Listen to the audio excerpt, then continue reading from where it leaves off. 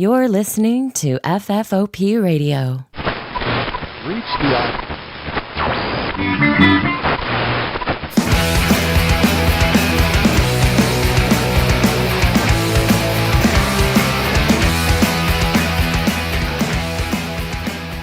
Hey everybody, and welcome to the show. My camera is frozen, so if you'll give me a hot second, I'm going to see if I can refresh it. Otherwise, we might have a problem. Problem. Dear God, why? So if I switch it to that, but then switch it back to this, it works? Okay, Oh, there look we at go. Woo! Okay, so now you're going to put up with the bullshit all over the screen. Happy Halloween, everybody. Welcome to the show. My name is Dave. It's FFOP Radio. Welcome to it. Welcome to it. Boy, it's going great so far. Woof. So first of all, what are we doing here? We'll get into it in a second. Let me introduce my co-host and producer. Krista's over there. Hi. So, what are we doing? You may be a little confused because you go, hey, why, horror themed, Halloween themed? No. Moral of the story is I come to find out all of my Halloween shirts are at the shop with all my sport coats and shit. So this is like orange is the closest thing I had to something Halloween-y. Spooky Hawaii. That being said, what we have for you tonight is some horror galore, right? So FDO put together a compilation of trailers. I'm pretty sure. Maybe there's probably other stuff too, if I had to guess. But I mentioned it's mostly trailers about horror movies. So it's a little something a little different, break from the commercials, but you better believe it's probably all still going to be retro and that sort of shit. Yeah, I'm very excited for Halloween because I have a big space to decorate now. Mm-hmm. The problem is there's so much square footage and so much wall space. Like I'm up with like 6 bags of Halloween decor and I throw it at the place and it just sort of like disappears into the white noise if you know what the shop looks like on the inside. Plus it's already a little thick with Halloween stuff year round. So, whatever. We'll see what happens. Anyway, that being said, let us make this nice and big. I'm glad you kept the I farted from right in. Yeah, of course I did. I farted from right. I thought, well, here's the thing. I don't know if that's a reference to something that comes up later, but we'll see. At the office. They don't fit anymore. Well, we moved, right? Because the closet here is not very big. So I go, they must be. Whatever. You guys don't care. It doesn't matter. They're not here. I'm not wearing it right now. Let's get started on Horror Galore. Previously on FFOP Radio. Listen, drummers are always doing goofy shit. Just play the song. How do you have no Halloween shirts, Brick? Jesus Christ. Wasted.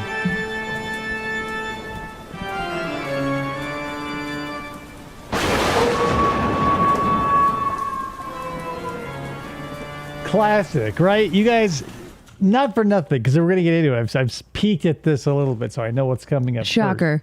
First. We'll get into it. There's a lot of movies out there that everybody says you should see, and I feel like there might be the wrong ones, but we'll get into it. I bid you welcome. MCA Universal Home Video announces the Universal Studios Monsters Classic Collection. I mean, you could be the change you want to see in the world, Brick, just because you don't celebrate it as heartily with your kinsmen, your countrymen. Bring it hardcore. Make the change. Yeah, bring it back. Hardcore. These are the titles monster fans have been waiting to sink their teeth into. Everybody but Chucky is in this comp? At the spectacular price of $14.98 each. Suggested retail. Suggested retail. Price of participation may vary.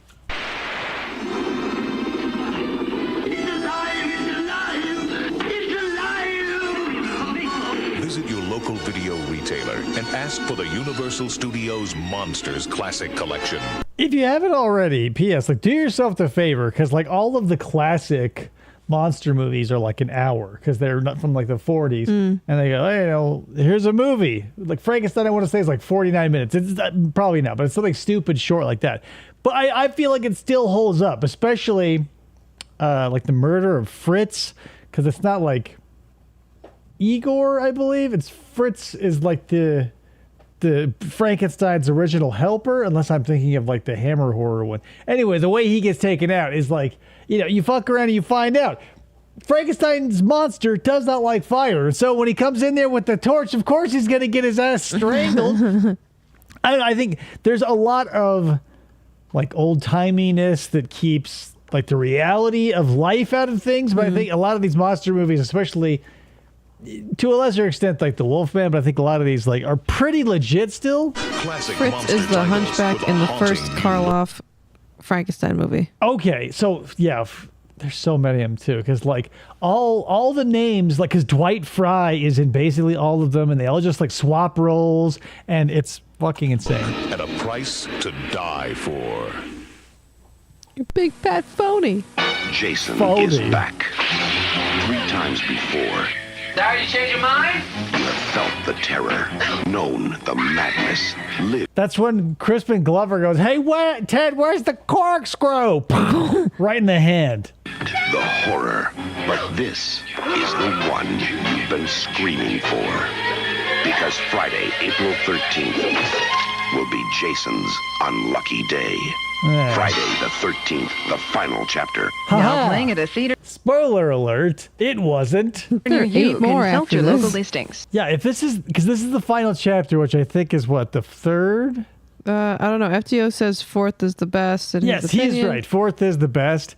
I think, also too, I think because maybe it's 6th that's good, because it's 1 through 3 is okay, 4 is all right, 5 is the one that isn't Jason Voorhees. I think 6 is one of my favorites, probably right behind 4, simply because if I'm remembering correctly, Tommy Jarvis brings Jason back to life a la Frankenstein's monster. He's like stabbing him with some wrought iron from a fence, and he gets struck by lightning.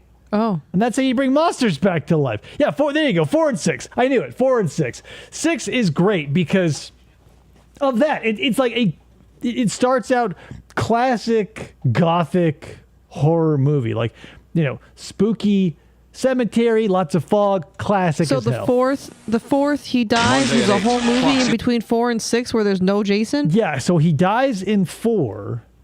So 5, but that's the thing. New Line said, we want to keep printing money. So for 5, that's when he wears the blue mask, and it takes place in like a wayward home for mentally disabled teens or some shit. And the fat kid gets killed, and so like his dad is the paramedic who shows up to take care of the kid's body, and he's the one who goes on a killing spree. Everybody thinks it's Jason, but it's not. He just wears a mask. He's just a regular paramedic with superhuman strength, the ability to track anyone anywhere at any time. And basically, he was a superhuman killing machine simply because like his fat son took an axe to the back because the muscular guy didn't want his chocolate bar or whatever. It was Paramount that did that one. New Line didn't get it until Jason Goes to Hell. Oh yeah, because it wasn't at New Line. Well, no, because I thought New Line had it first and Paramount bought it. Well, maybe I'm Dunno. wrong, but I thought that New Line had it first because it was low budget and trash. Paramount bought it and didn't have any pride in it, but knew that it printed money. Nightmares Week begins. Paramount did the first 8. I'll be This damned. is no dream. This is Freddy. This is a nightmare on Elm Street. When you close your eyes, the nightmare begins. This is just a dream. He isn't real. Say hello to Freddy. Then say goodbye. The original Freddy. Nightmare on Elm Street. A world television premiere. Monday at 8 on Fox 11. Viewer discretion advised.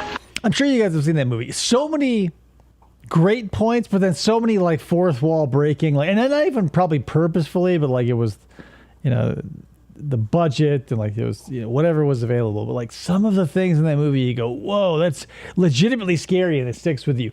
But then like at the end in the dream sequence when his arm, like we just saw, the arm comes out and grabs the mom. Later, it pulls her through the small window in the door, and it's obviously a dummy because it's like no weight to it, and that is so fucking laughable. But like most of it's good.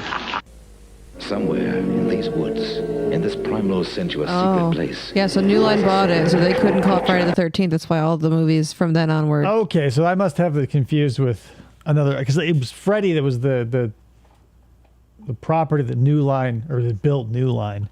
Stalks human prey. The Howling. Halloween will make you want Or The Howling 2, My Sister's a Pervert. to sleep with the lights on. When was the last time you were scared out of your wits by a movie? Now 2 movies of spine-chilling terror. Halloween and The Howling. The Howling and Halloween now showing at all Hoyt Skyline drive-ins. Oh boy. Where the hell is that? In 1968, George Romero brought us Night of the Living Dead. It became the classic horror film of its time. Which is now, George Romero brings us the most intensely shocking motion picture experience for all times. Dawn. 7 when you watched American Werewolf in London Brick. Like, I was way too young when I saw this, Dawn of the Dead. Fucking terrible. Like, my cousins, way older than me, my aunt and uncle, mostly my aunt, because my uncle was, like, not there, pretty checked out as far as, like... Age appropriateness? Yeah, like moderation, you'd call it, goes. Yeah, that's pretty crazy. Dead. Night of the Living Dead has ended. Dawn of the Dead is here. That drive-in theater was in Australia. Oh. It gets up and kills. The people it kills Get up and kill. They must be destroyed. The guy with the eye patch. When there is no more room in hell, the dead will walk the earth. Dawn. This was like the first movie I saw that took place in a single location that I was like, oh, I get it. Like, because most movies I that have like low budget or whatever, that take place in a single location or whatever, like you go, it doesn't work into the story. But like, I feel like this, Dread's another one that does it right. Like it if you have no budget and need to use a single location, that's totally doable. You just have to make it a fundamental part of the story. So the mall thing was like such a layup. You go, we're stuck in this mall. You know, we're stuck in Peachtree, whatever, with Dread. And you go, yeah. So good. But like most, it gets a little wearisome in like Day of the Dead with that underground, like in the military bunker, because it's a little like break it up a little bit. It's all like a little too much. Like it's a little lighthearted with my zombies. Of the Dead. This picture contains scenes of violence that may be considered shocking. No one under 17 will be admitted. They blow up a fake head full of dog food. Madness, mayhem, and that's just the fun part. Welcome to the crypt. You're in good company. Now here's a shocker from the man who gave you 48 hours. Revolting, but so current. What the? Need a little holiday What are you doing? Okay, so the thing about the Crypt Keeper too, right? Because I like something about him always hits me as bizarre. Because you'll see him in commercials like this, where like early on in his existence, pretty serious. Like he wasn't an Elvira type character. He wasn't like a zany horror host. I feel at least they didn't lean into it as hard as they did latter day. Because like early on, he had the puns and everything, but like he was still trying to like they were still trying to use the Crypt Keeper somewhat seriously. Oh, or at least I have a memory of that. Like in this one, it's like very. I always thought he was supposed to be like a hokey, weird thing. Well, he is in a way, but like not.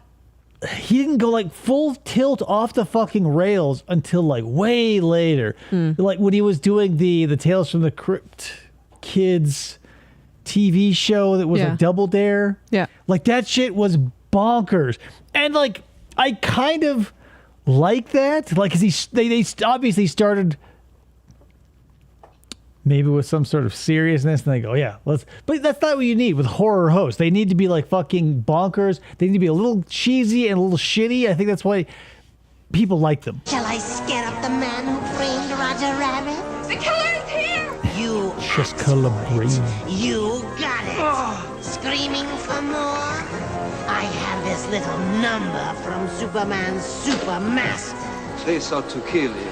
I wouldn't count on it, but you can count on my director. Oh, so like Freddy Krueger. They made him zany. Yeah, in the latter day. Yeah, like he was very. Yeah, because like I remember watching the HBO Tales from the Crypt, and like having residual fear from like the intro alone, where you're going through and he pops up out of the coffin and he's squealing and shrieking, and he's like that weird little naked puppet. And because you would roll into the meat of the episode, and he'd be there to like sort of bring a little levity. But early on, man, he didn't bring me as a child much relief until the later seasons. I go, good. 10th on HBO. It's a night to dismember. Warning, strong content. Parental discretion advised. See, what you want to be is like Ernest in that he's also like Picard in these two things. So Ernest started the character he started as and died as, Ernest P. Worrell. Mm-hmm. Jean-Luc Picard, bald at 30, looks the same to this day. So basically just frozen in time. So they found a look and or a character and they stuck with it. They didn't have to like hit the gas or like pump the brakes anywhere. I'm calling the police.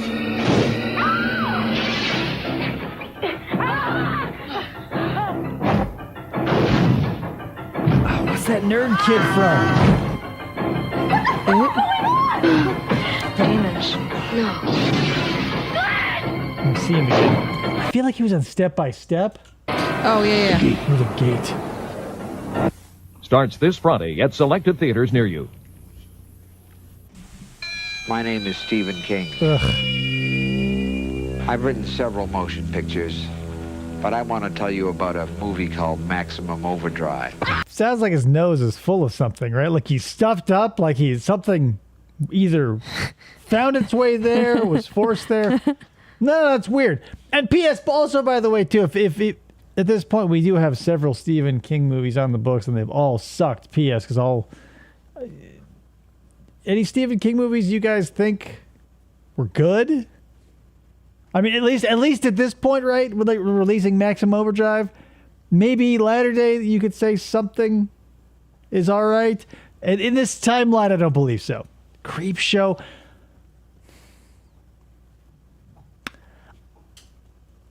Oh, Carrie. I wasn't a huge fan of Carrie, but I'll give you that, I guess. But I feel like that wasn't Bridget Jones's Diary. But that's the thing, all the ones you can point to. The Shining, I would not lay at Stephen King's feet. Everybody blows Kubrick's corpse for that one. So I'm saying all the ones that were good, I feel like you can lay those at the feet of whoever else was involved, right? Like it wasn't a Stephen King joint. I'm going to scare the hell out of you. He pretty loves Frank. Shawshank Redemption, yes, but like who did it, right? Starts Friday, July 25th at theaters everywhere. Written and directed by Stephen King. That's why it was fucking insane. 50 feet beneath the streets. It weighs over 2,000 pounds. It's killed 5 people. What is it? And it's about to Is this break Relic? out. Is it Relic? It's very dark. No. Is it Gator? Alligator. That was it? The end. Woof. I'm your #1 fan. I'll take good care of you. My name is Annie Wilkes. I've never seen this. You finding me. But this is another movie I slot into the basket in my head that is like, I've seen The Simpsons, so there are some movies I don't ever need to see, like Misery or Citizen Kane, Streetcar Named Desire, because like they pretty much did it, right? Like this is one of those ones where I go, I think I'm good. I basically understand. You're following me. I think one of my clients, Paul Sheldon, might be in some kind of trouble. Eventually, you'll come to accept the idea of being here. Annie, whatever you think about doing, please don't do it. Trust me. God, it's for the best. Misery, rated R, starts Friday at select theaters. Inspired by genius, Driven by madness, one man is about to create an unspeakable terror. Oh, is this the De Niro one? No. Robert De Niro. Yeah. Kenneth Branagh. I have done something evil. I'm frightened. Don't bother to scream. Mary Shelley's Frankenstein. Rated R. I have not seen that one, although I'm not sure if I want to. Like, I saw the redo of the Wolfman with Benicio del Toro and what's his nuts. Dude, he's old. He's Thor's dad. Anthony Hopkins. Not bad. I feel like, I feel like I got short shrift. But like, and also like the CGI wolf fight scenes were a little much. Yeah. And also, like, I wasn't a fan of Bram Stoker's Francis Ford Coppola's Dracula either. That's why art is subjective. A lot of people go like, "Oh, it's one of the greatest." I don't think so. I don't think it was very good. I feel like the techniques used in the filming are okay. I think mostly it sucks. Hot take, Starts Friday at a possibly. theater near you. This is the movie that Rex Reed called the most horrifying motion picture I have ever I'm a fan of Bart Simpson's Dracula. I mean, enough. seen. This film is positively ruthless in its attempt to drive you right out of your mind.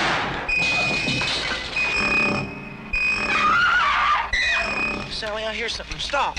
Stop. The Texas Chainsaw Massacre. From New Line Cinema. Rated R. Yeah, another one I was like, man, I'd take a hard pass on as a child.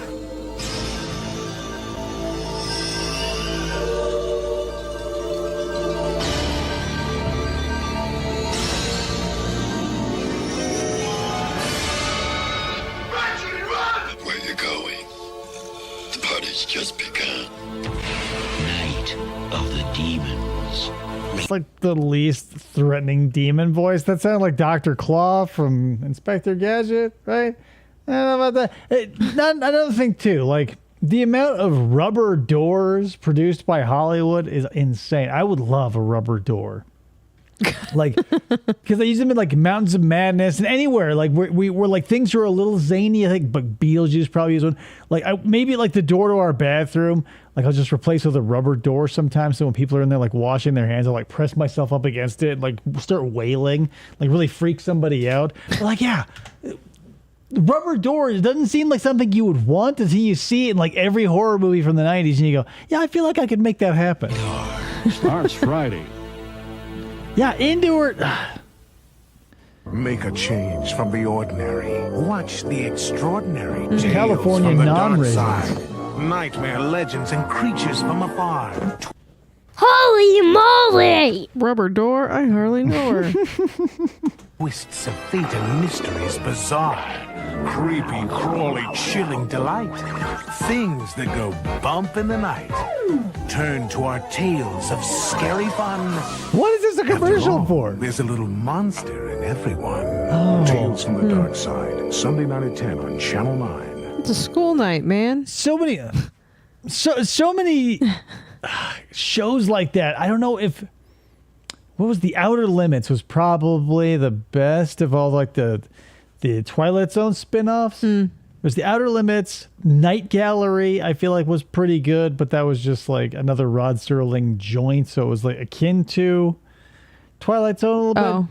The Outer Limits and like Tales from the Dark Side, they were all like super, I don't know, like on the scale of things, right? Like if you were going to say on the far side, we have Goosebumps on the one side, and the other side we have like Tales from the Crypt. There's like Erie, Indiana is in there somewhere. Like they're all in that rainbow, but like some of them are so like, because I would say Tales from the Dark Side, like The Outer Limits.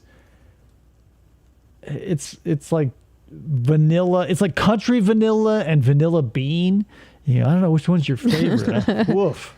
I guess Rod Sterling didn't have the same control over Night Gallery as he did Twilight Zone, so it suffered. Yeah, and with Night Gallery too, they used a lot of other people's stuff, and by other people I mean like classic literature, because there's a take on Pickman's model in the Night Gallery, and Lovecraft is hard to do, and the costume is bad. And that's all I have to say about that. Brick met a director of The Outer Limits at Edmonton Airport and gave them a place to stay. Nice. For a double bill of double thrills, see Revenge of the Creature and Cult of the Cobra.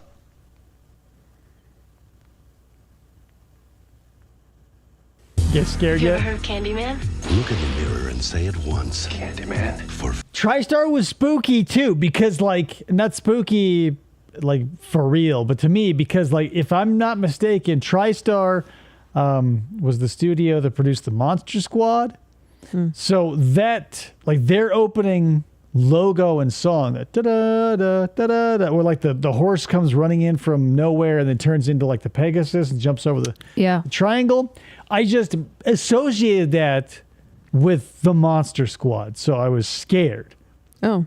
Like the full-blown 80s versions, some of the best versions, by the way, too, of the Universal Classic monsters, like in the Monster Squad. Like the Gill-Man, awesome. Their Frankenstein's monster is really good. Dracula, I think, nails it. The dude playing the Wolfman, like... That's like what you would actually probably be as Lawrence Talbot. You wouldn't be like a put together dude in like a 3-piece suit and like, look out, I'll be a wolf soon, like pulling at your tie if your hair gets a little mussed up. You'd be running around and totally fucking like, yeah, you turn into a wolf every night and you kill people or whatever. It's fucking scary. You don't believe all that nonsense anyway, do you? Watch it so low, it's scary. For a scare. A woman died in there. Leave it. R.I.P. Tony Todd. No one ever got this far. Yeah, it was Uncle Rico Napoleon Dynamite. And like he's a really good character actor, at least in both Napoleon Dynamite and in Monster Squad. But like when like cuz he's basically indestructible, right? Well, like when you've seen the movie, when they stick that stick of dynamite down the dude's pants, they kick him out the window and he explodes.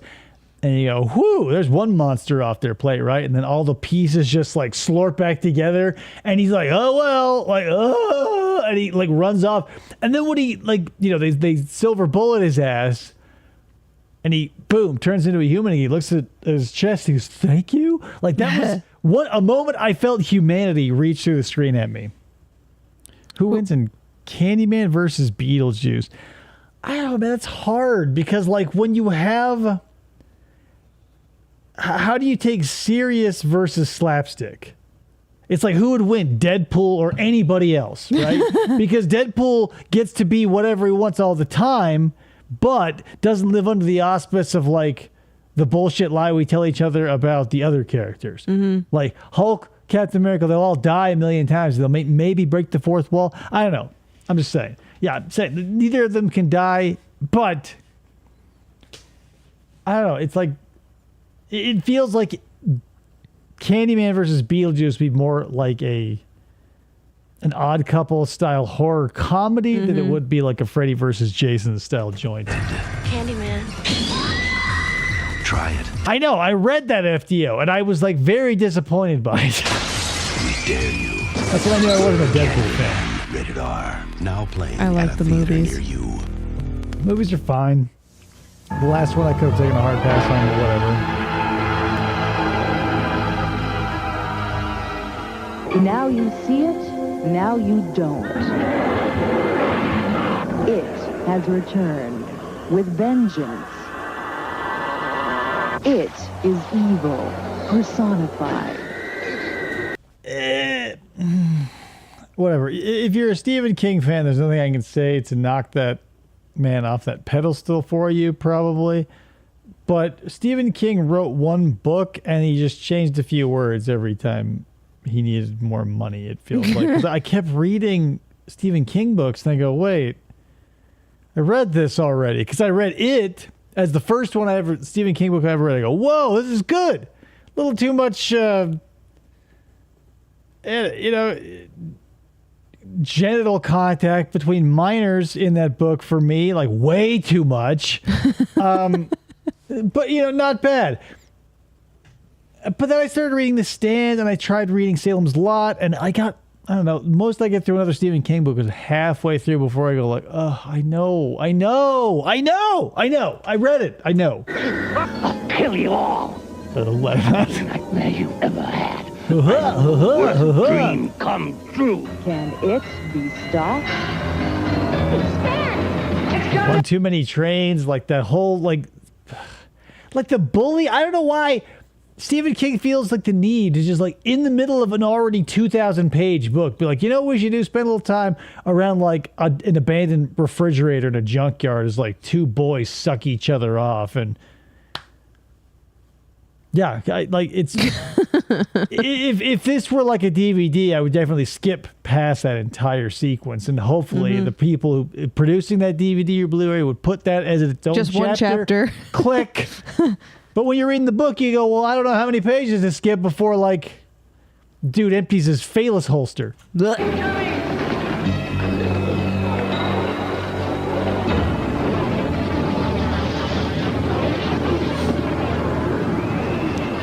U.S. sleepwalkers. Like, give me a book again, please. John Ritter. Harry Anderson. John Ritter.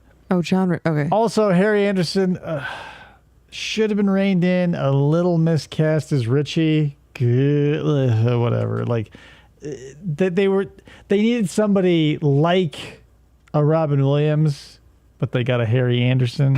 It's the terrifying complete. A special movie presentation tonight on CTV. Was he in that too? I don't think he was in it, was he?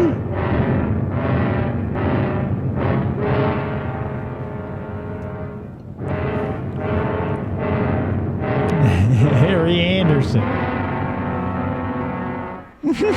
How could that thing have gotten aboard? And why?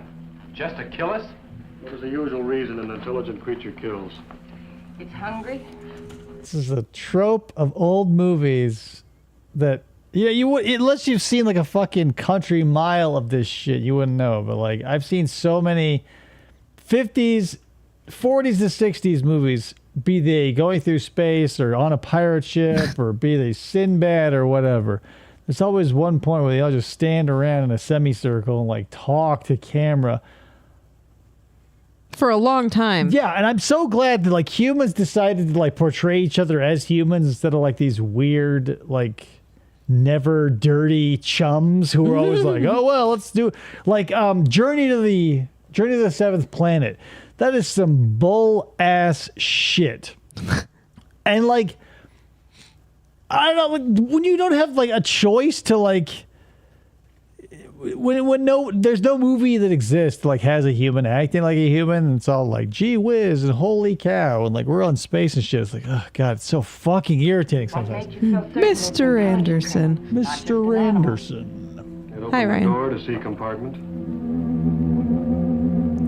Don't miss it. In My the leg. silent void of outer space, puny man matches his cunning against a monster from Mars. You guys seen Clerks the animated series? Why are we walking like this? Mars running rampant, howling for all the flesh and blood on Earth. Whoa, rubber gun! Electrifying thrills.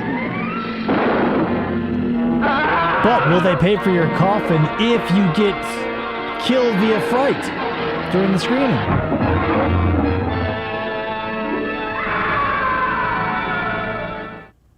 Nah. I'm trying to think. There's a movie out there that's like, I saw it. It was on Raiders of the Lost Genre. There's like giant worms and they go under the crust of the earth. Shit. It was like not bad. Fuck. I wish I knew it. We'll talk about it later if I remember it. More after this. Tremors? No. It was like an old movie. Like, cause it was, and the thing is, like these worm creatures and like the trapdoor spider were originally assets used for the original King Kong. So it was like a Harryhausen or like a Richard O'Brien joint. Damn it! I wish the name just escapes me. It's annoying as shit.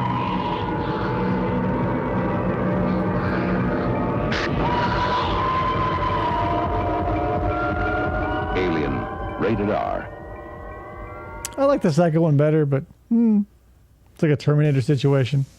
Tonight, Lock Your Doors Week continues with a TBS premiere of Stephen King's Salem's Lot. I think that an evil house Becomes evil men. A quiet little town becomes the home of a terrifying secret. The vampires are creating vampires. People are dying. 20 million miles to disappearing. Earth? Evil has come to town. No, because if we did it on Raiders, it would be a lost civilization here on this planet that nobody was traveling through space in. What was the guy that you mentioned that wasn't Harryhausen? Richard O'Brien? Richard O'Brien. It doesn't matter. Like, I don't even remember why I was trying to remember it. So by the time you go, it was this, I'll go, cool.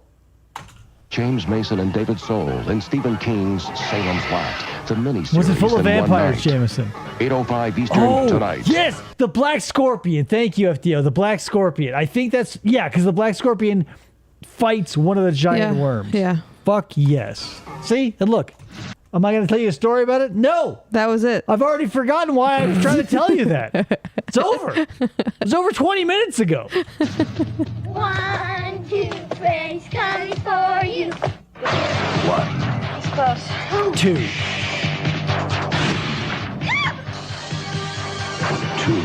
It's real, isn't he? Right.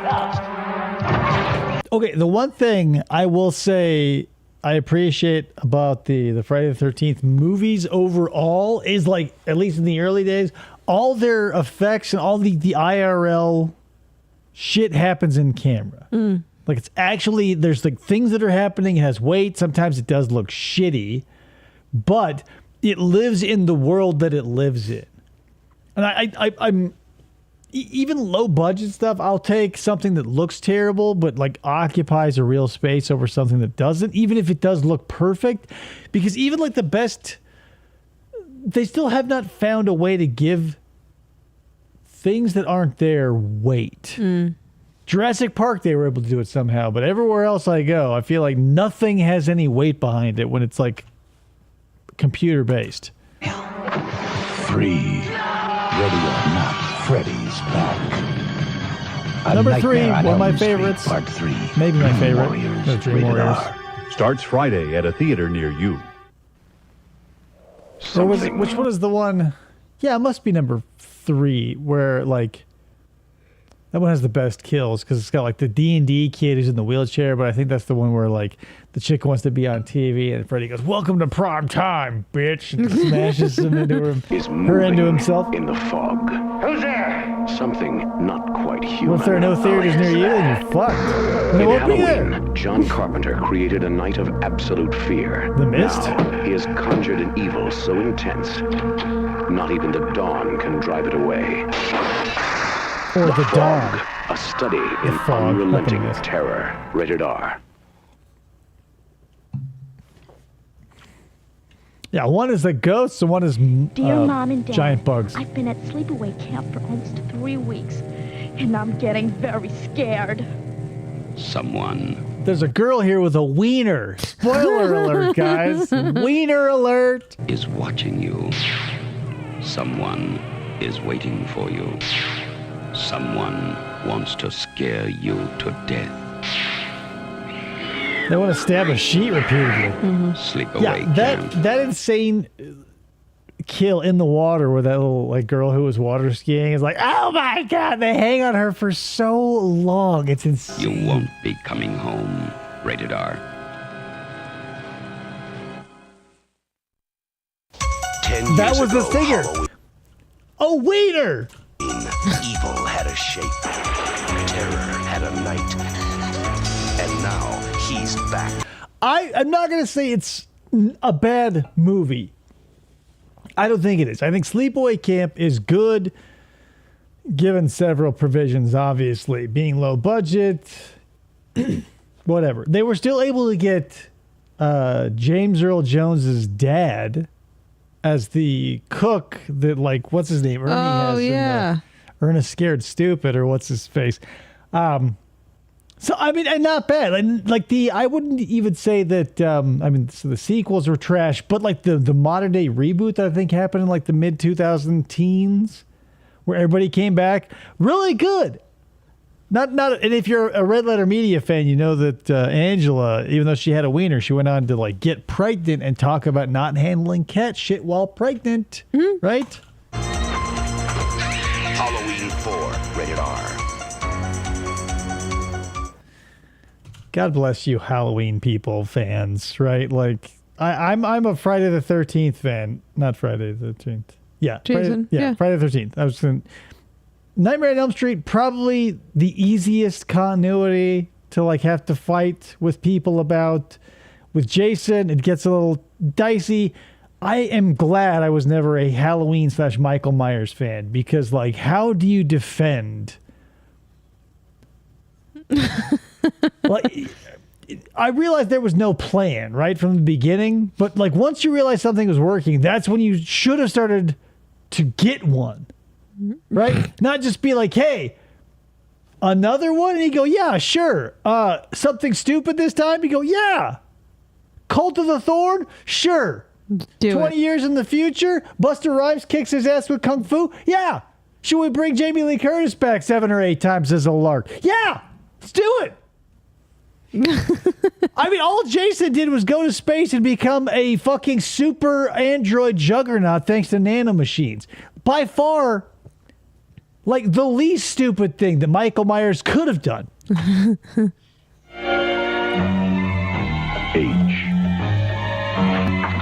House. Hi. This was a good one.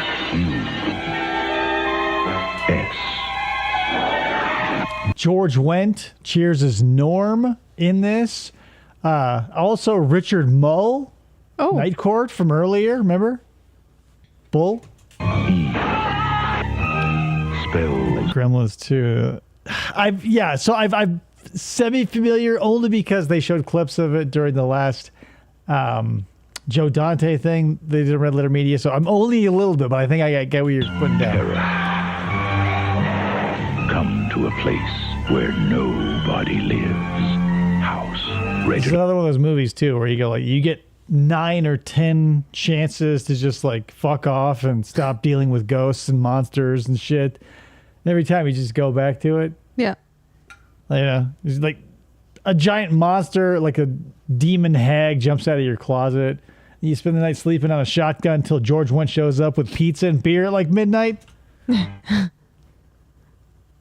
With Cliff Clavin with him. Plays a truck. What are dreams? What do they mean? When you dream, you wander into another world where everything is strange and terrifying. When you dream, you become Is that Paul Frees's voice? I want to say Paul Frees does the narration for the Haunted Mansion in Disneyland. Oh. And like he was in another one of those like Sinbad movies where he plays like 9 characters. The Night Walker. And now... if you haven't seen Dead Alive or Brain Dead by Peter Jackson, I recommend against it. I saw it. I was like, oh no. I still have memories of it, and that's the worst part. A warning from William Castle, producer of We The were Night talking Walker. about Do you know that a horror dream movies can yesterday kill at the meadery last night, and I brought Tusk up, and everybody, they all knew what Tusk was, and I couldn't believe they all knew what fucking Tusk was. I hate that movie with a fiery burning passion. Right. But it's Kevin Smith, and it's like a gimmick. So our clientele are into like schmaltzy gimmicks and shit, so they're gonna know about Tusk, they're gonna know about yoga hosers and all that other shit. They're gonna know about like the skeleton of Cadaver or whatever that fucking trash is. It's just the way it is. Gruesome thought, isn't it? Yeah, Sinbad and the quest of Phil Hartman. Yeah, that would have been awesome. Sinbad and the Eye of the Phil Hartman.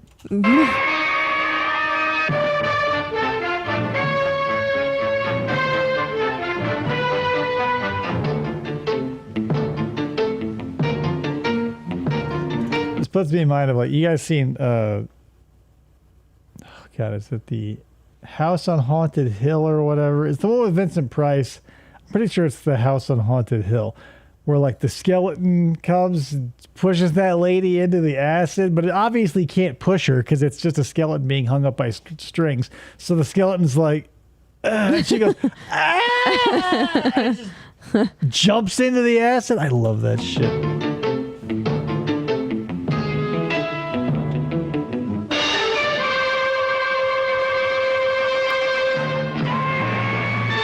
Robert Taylor, Barbara Stanwyck Robert together Duvall. again in The Night Walker.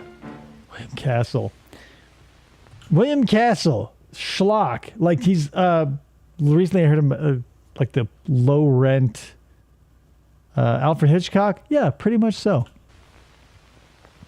House on Haunted Hill, yeah, so good. I mean, good in like a shitty way. And the remake, I feel like I saw it. It's okay.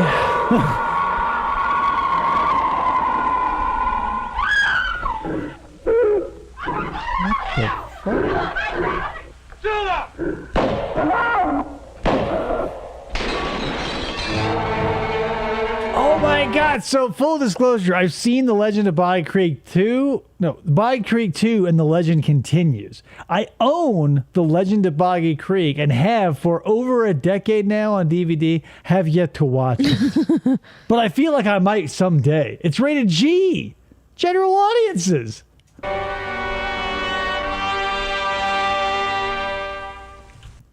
Wait, so that was the third one? Yeah, not for nothing. I mean, the joke went on a little long, but not the one with like the thick eye makeup. I'd like to see her mud wrestle. The other one, she reminded me too much of like, she had the hairstyle and the makeup. Too many women in my family. I go, nah, dog. We're gonna have to watch it together, every day. It's not even a DVD that's been in my other DVD racks. It's like been in my nightstand for like 10 years. It's true. I never knew why. I bought it. I brought it home. I go, this will end up somewhere. It's somewhere still. I don't know where it is. It's probably still in the nightstand by my bed. But someday, from your mouth to God's ears.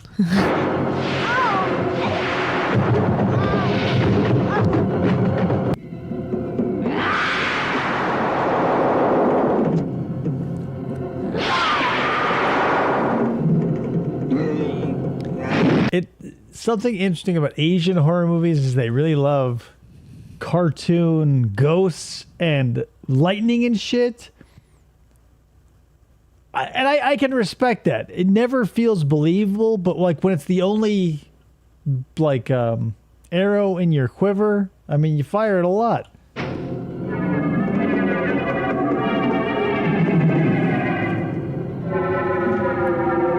Is this that Red Letter Media one? The Pinganian or whatever?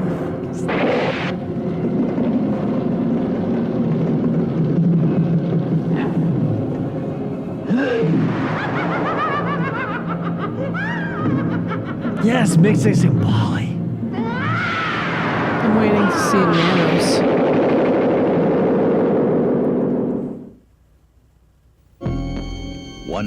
It's hard to watch trailers and stuff for movies like that from other countries and not feel a little bit like Homer when Apu lived with them. When he tries to show them like the top 400 like Bollywood movies you got to see before you die.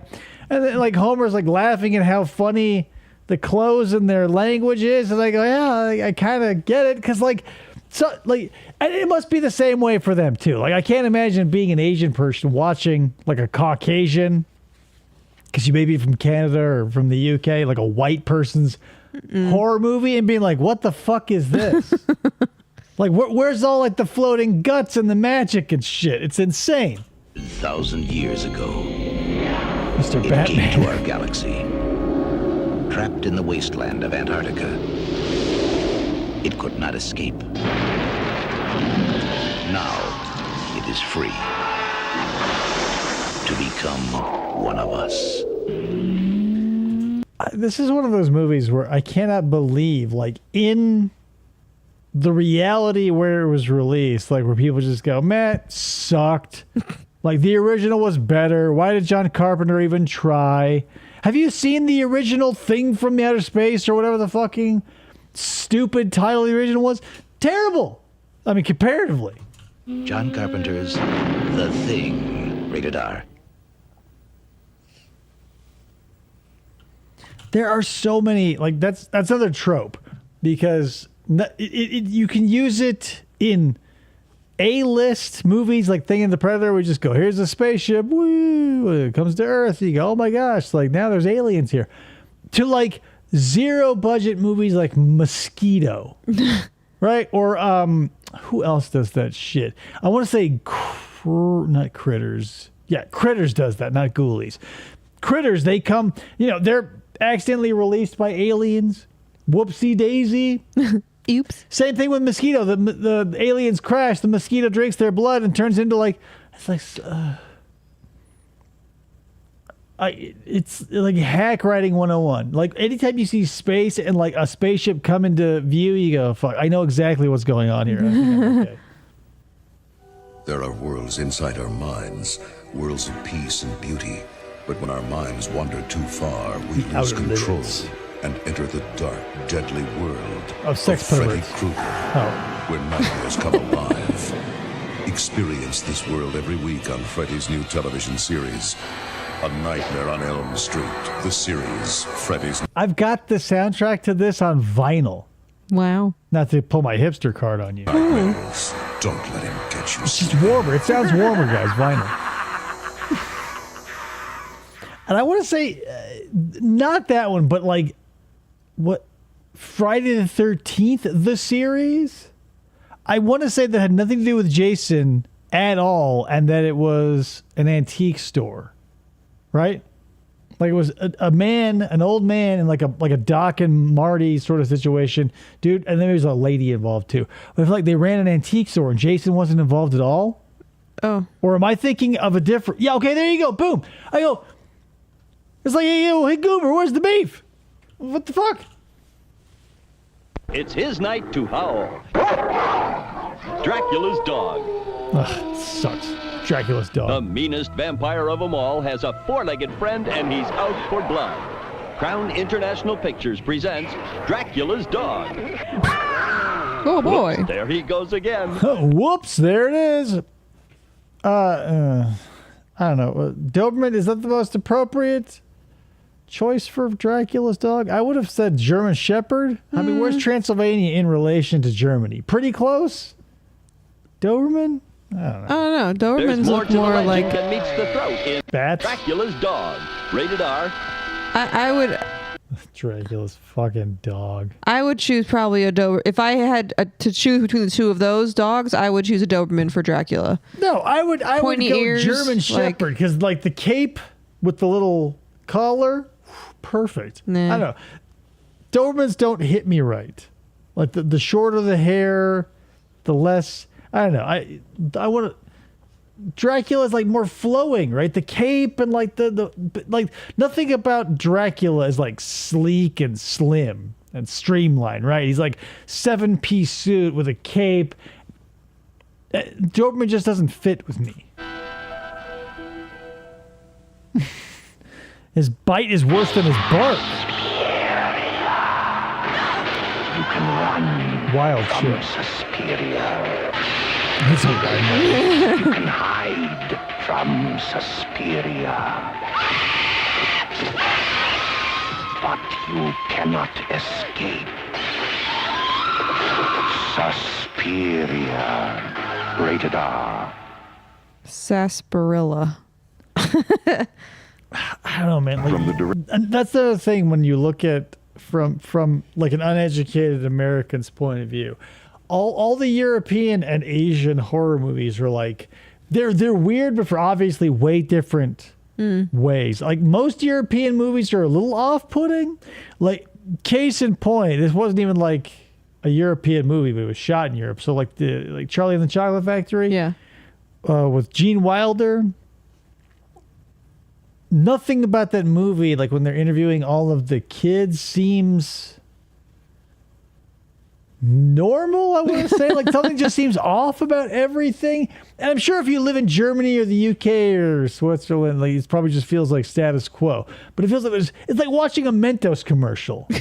Right? Nothing about it you can point to and go like, what the fuck? It's like everything in general. Like you go, what American would make a pinstripe suit after sitting on a wet park bench? You know what I mean? The Lord of the Rings, before he encountered Sauron, Dobermans belong in Boys from Brazil. He had to contend with this. Yeah, okay. The movie that was the inspiration behind Peter Jackson's impending timeless classic. Party's over. Party's the over. Finger of Dead Yeah, this is Alive. fucked. It's not part of the Lord of the Rings series. It's It's better. I kick ass for the Lord. I kick ass for the Lord. I do love that. The one character. So when I did watch this movie, we did review it many years ago on a show called The Review Universe. I opened the show with that quote. I kick ass for the Lord. The Kiwi preacher who, spoiler alert, does get his shit rocked in the cemetery. Not enough people come out of the woodwork just to have like secret kung fu knowledge. I fucking love that shit. Dead Alive. Kick ass for the Lord. On Scream. I've heard of raising spirits from the dead by incantations, right? I We did play that by playing the records record backwards. Bingo. These evil people have just got to be stopped. R.I.P. What have you done to your stereo? I wanted the new one. Trick or Treat, rated R. Starts Friday on Ozzy Osbourne and Gene Simmons. P.S. P.S. If you want to see Gene Simmons in like an insane role, watch Runaway, where he plays like an evil robotic genius who designs these robot spiders that shoot acid at people. It's fucking insane. October 24th at theaters everywhere. The band of Holyfield.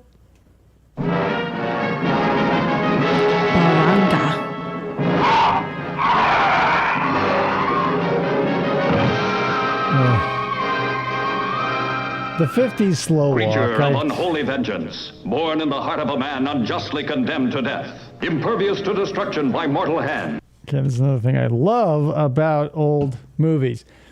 No qualms about exploitation, right? So anytime, like this happens a lot in Africa Screams. One of my favorite, one of the most racist Abbott and Costello movies out there, but still pretty funny. When you're seeing like the actors on the soundstage in LA, right? And they're all like pudgy and they have guts and stuff. And they cut to like the stock footage. It's like goes from, whatever, 32 millimeter to 16, and it gets all, or maybe even 8, and it's like super grainy. But like all the dudes who like live in those tribes are like 0% body fat because they're chasing food like pigs and running from lions all day. And they cut back to all the people standing around Bud Abbott and Lou Costello, and they all have these fucking beer guts. I love that shit. Couldn't find like a couple of black dudes who like did some curls or a couple crunches. No, they just find like, oh, wait, dark skin is dark skin. It's 1946, guys. Come on. Ravaging the world in its madness.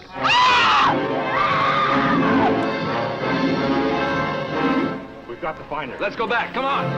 I will tell you this, though. I see where a lot of sex perverts sprung up from this era of horror, right? Because I don't even remember what the movie was, and it doesn't even matter. Because I remember this being a turning point in my life, and I go, this could be bad.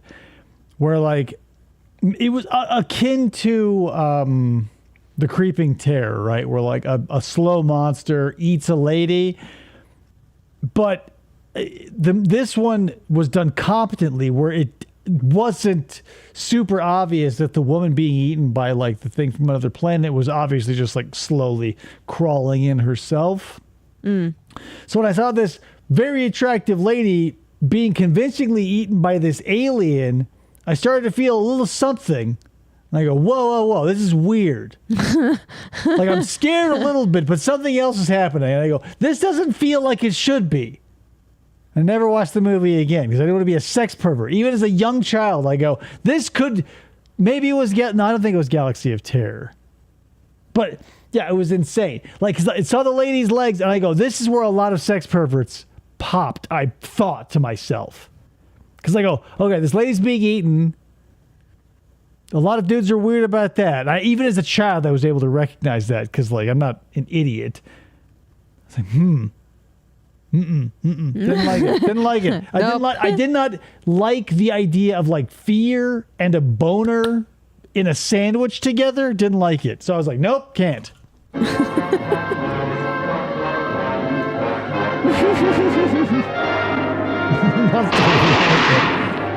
Yeah, I'm like every Republican politician out there. I'm like, guys, I hate penises. And like 3 seconds later, there's my face smashed up against the glory hole.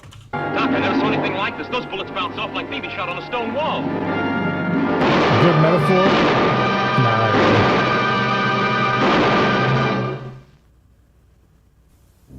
I'm here now to warn you about the dangers of the stuff. Oh! The stuff. See it in the stores. Call your local police. I'd put the stuff in the same category as chuds if you're interested in how I tie things together. If you have it in your homes, don't touch it. Get out. Don't eat it. The stuff is a product of nature. We found it in a hole, and then we put it in tubs, and you guys are eating it. Right? Like, this is essentially, because this is one of those things too, right? Like if you saw Futurama, you probably don't need to see the stuff because to a greater or lesser degree, I say this is more like Poplars. Oh, but instead the Poplars. of the Omicronians coming to like take revenge and just end up eating one human, like the stuff is a thing that is like you eat it, it turns you, it's like, I don't know, man, like,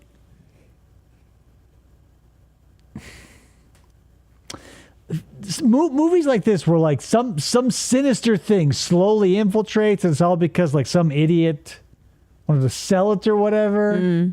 I don't know. These feel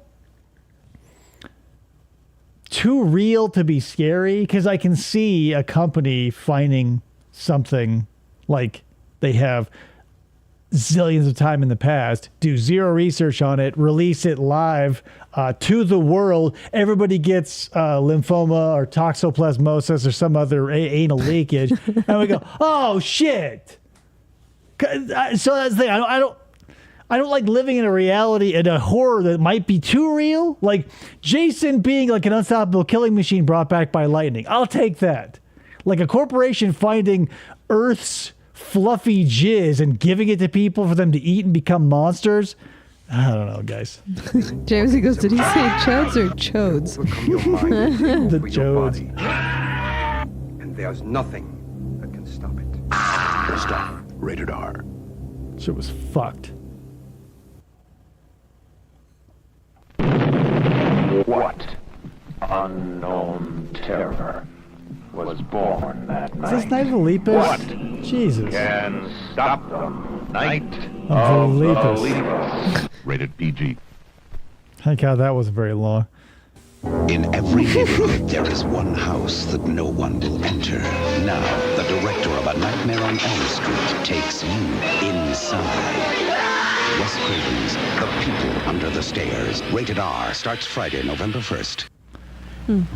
All of these trailers are really maybe it's sort of bringing back something too. Like I remember a lot of the horror trailers of my youth being super short too. I don't remember any of them. So I remember like the Ninja Turtles trailer being like long and living in my mind, like comedies. Like I remember when Harry Met Sally came out, I was like, fuck, cut this down. And the vampire women.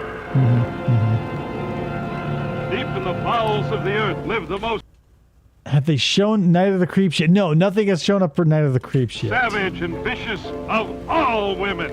Right, TV spots, but I feel like I saw trailers on TV that were longer than this. They capture, they drain the blood from human beings to make themselves beautiful in Did it work? Samson and the Vampire Women.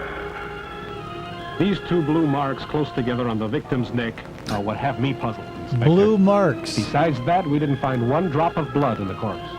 Why, you could swear that a Did you look? Like when you show up on a crime scene, right? And you go, oh, there's blue marks on someone's neck. Is it protocol to search for blood immediately? Yeah, we showed up, there was a dead lady and no blood in her. We checked. The dipstick was dry. How do you check? vampire murder the... Hey, now that I think about it, I'll bet those monsters were vampires, Doc.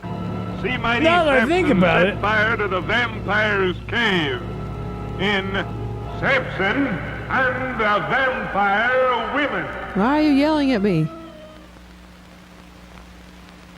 And Samson's a Mexican wrestler? And he sounds like he's putting a P in Samson when it's no P in Samson. Samson. Look out!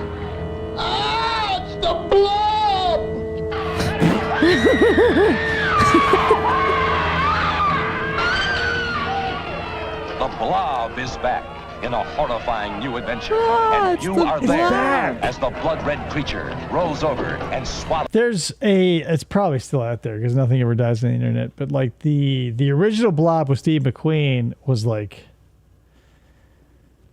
redubbed by someone and renamed Blobbermouth. And it's good for like 15 minutes. And then it's so fucking bad, it makes you want to just destroy the piece of technology that you're watching.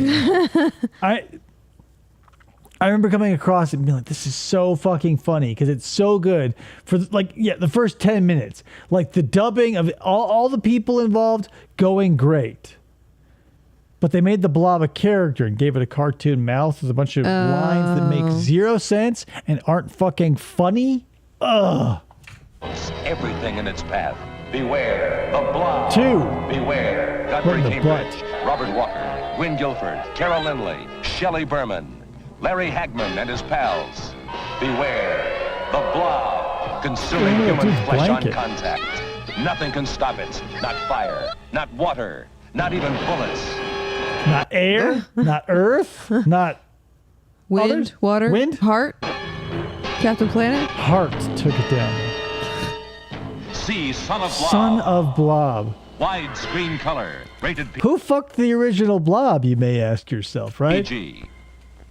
Hi, it's me, Grandpa, and I'm going to be your host for Super Scary Saturday on the Super Station. Old blubbers never die. They just come back for more. Don't try to escape, because he's always right behind you. Dracula has risen from the grave. So join me, Grandpa. All the Hammer horror films, you've seen one, you've seen them all. Basically, like a bunch of dry English folks say a bunch of dry shit. You see some like powdered English titties. Somebody finds a bowl or a jar or a pouch or a bag or a cup or a satchel. Dracula's ashes are in there. Oh, sure. And then someone gets a bloody nose or a hangnail or they have their period or something happens and blood gets mixed in. And they go, Dracula again. Instead of like, right? It's like, there's a Lovecraft story called The Case of Charles Dexter Ward, where Charles Dexter Ward finds out he's actually like part of a lineage. Charles Kerwin, who's like a necromancer, and there's some funny parts of the book where like he might have been smuggling Benjamin Franklin's corpse to work some necromancy on him. Why did I start telling this story? Like you're carrying something around when you could just get rid of it, like blowing the ashes away. Oh yeah. So like that's the thing with Charles Dexter Ward. Like when the Kerwin relative, he's like, well, here's the thing.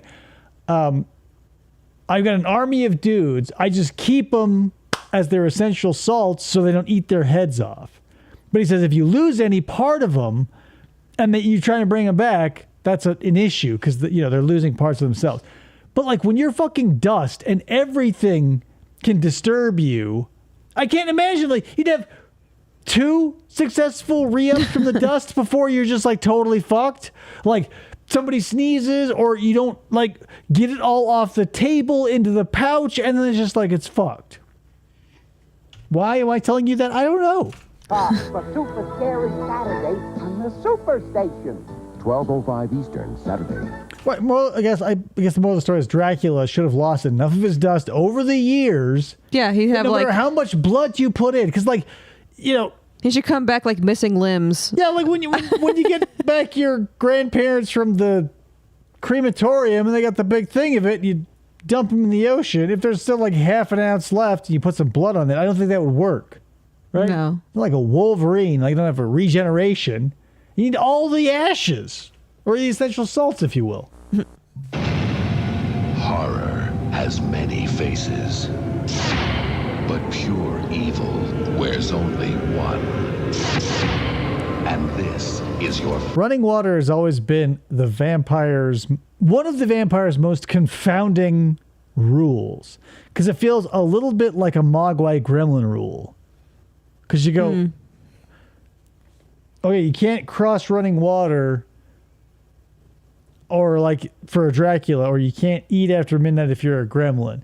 But like, if you're a gremlin, that's a 24-hour clock, so it's always after midnight somewhere. Yes. And if you're Dracula, there are like groundwater sources and underwater streams and rivers.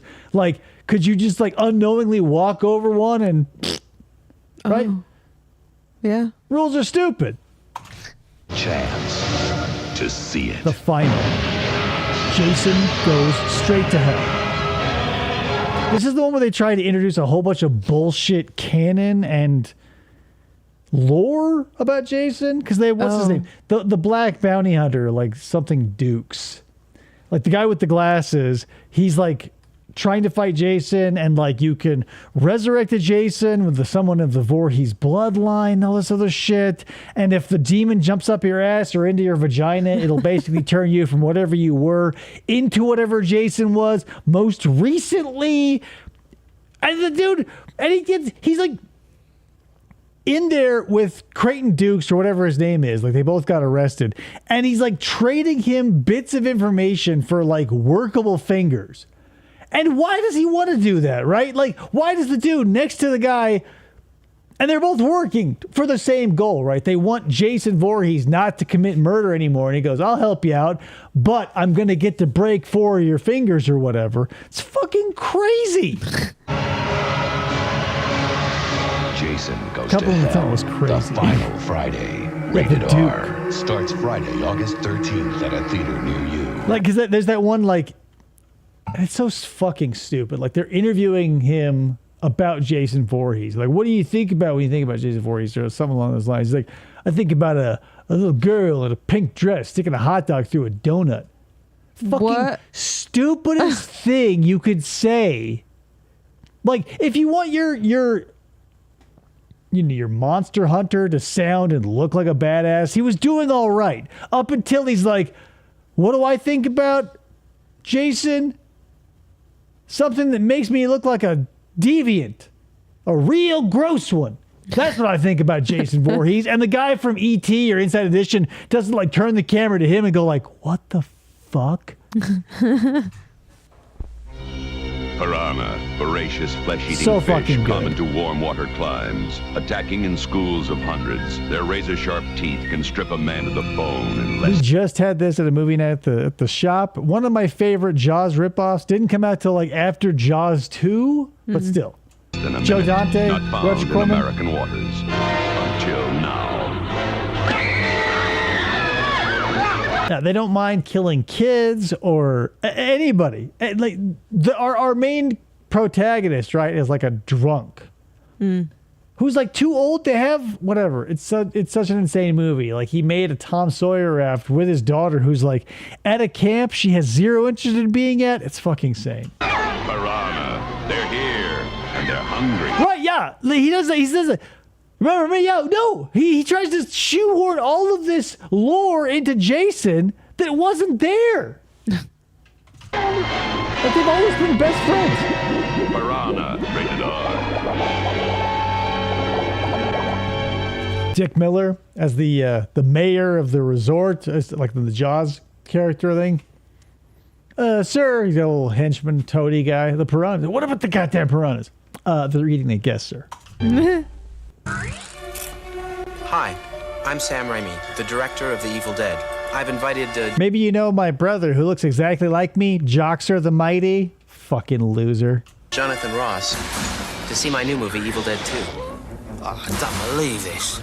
Say, you think this will scare the audience as much as the first one? Yeah, that's a safe bet, Sam. It's got a lot more surprises. Oh, yeah, it's got a lot in it to grab the audience. There's only one movie scarier than The Evil Dead, Evil Dead 2. Kiss your nerves goodbye.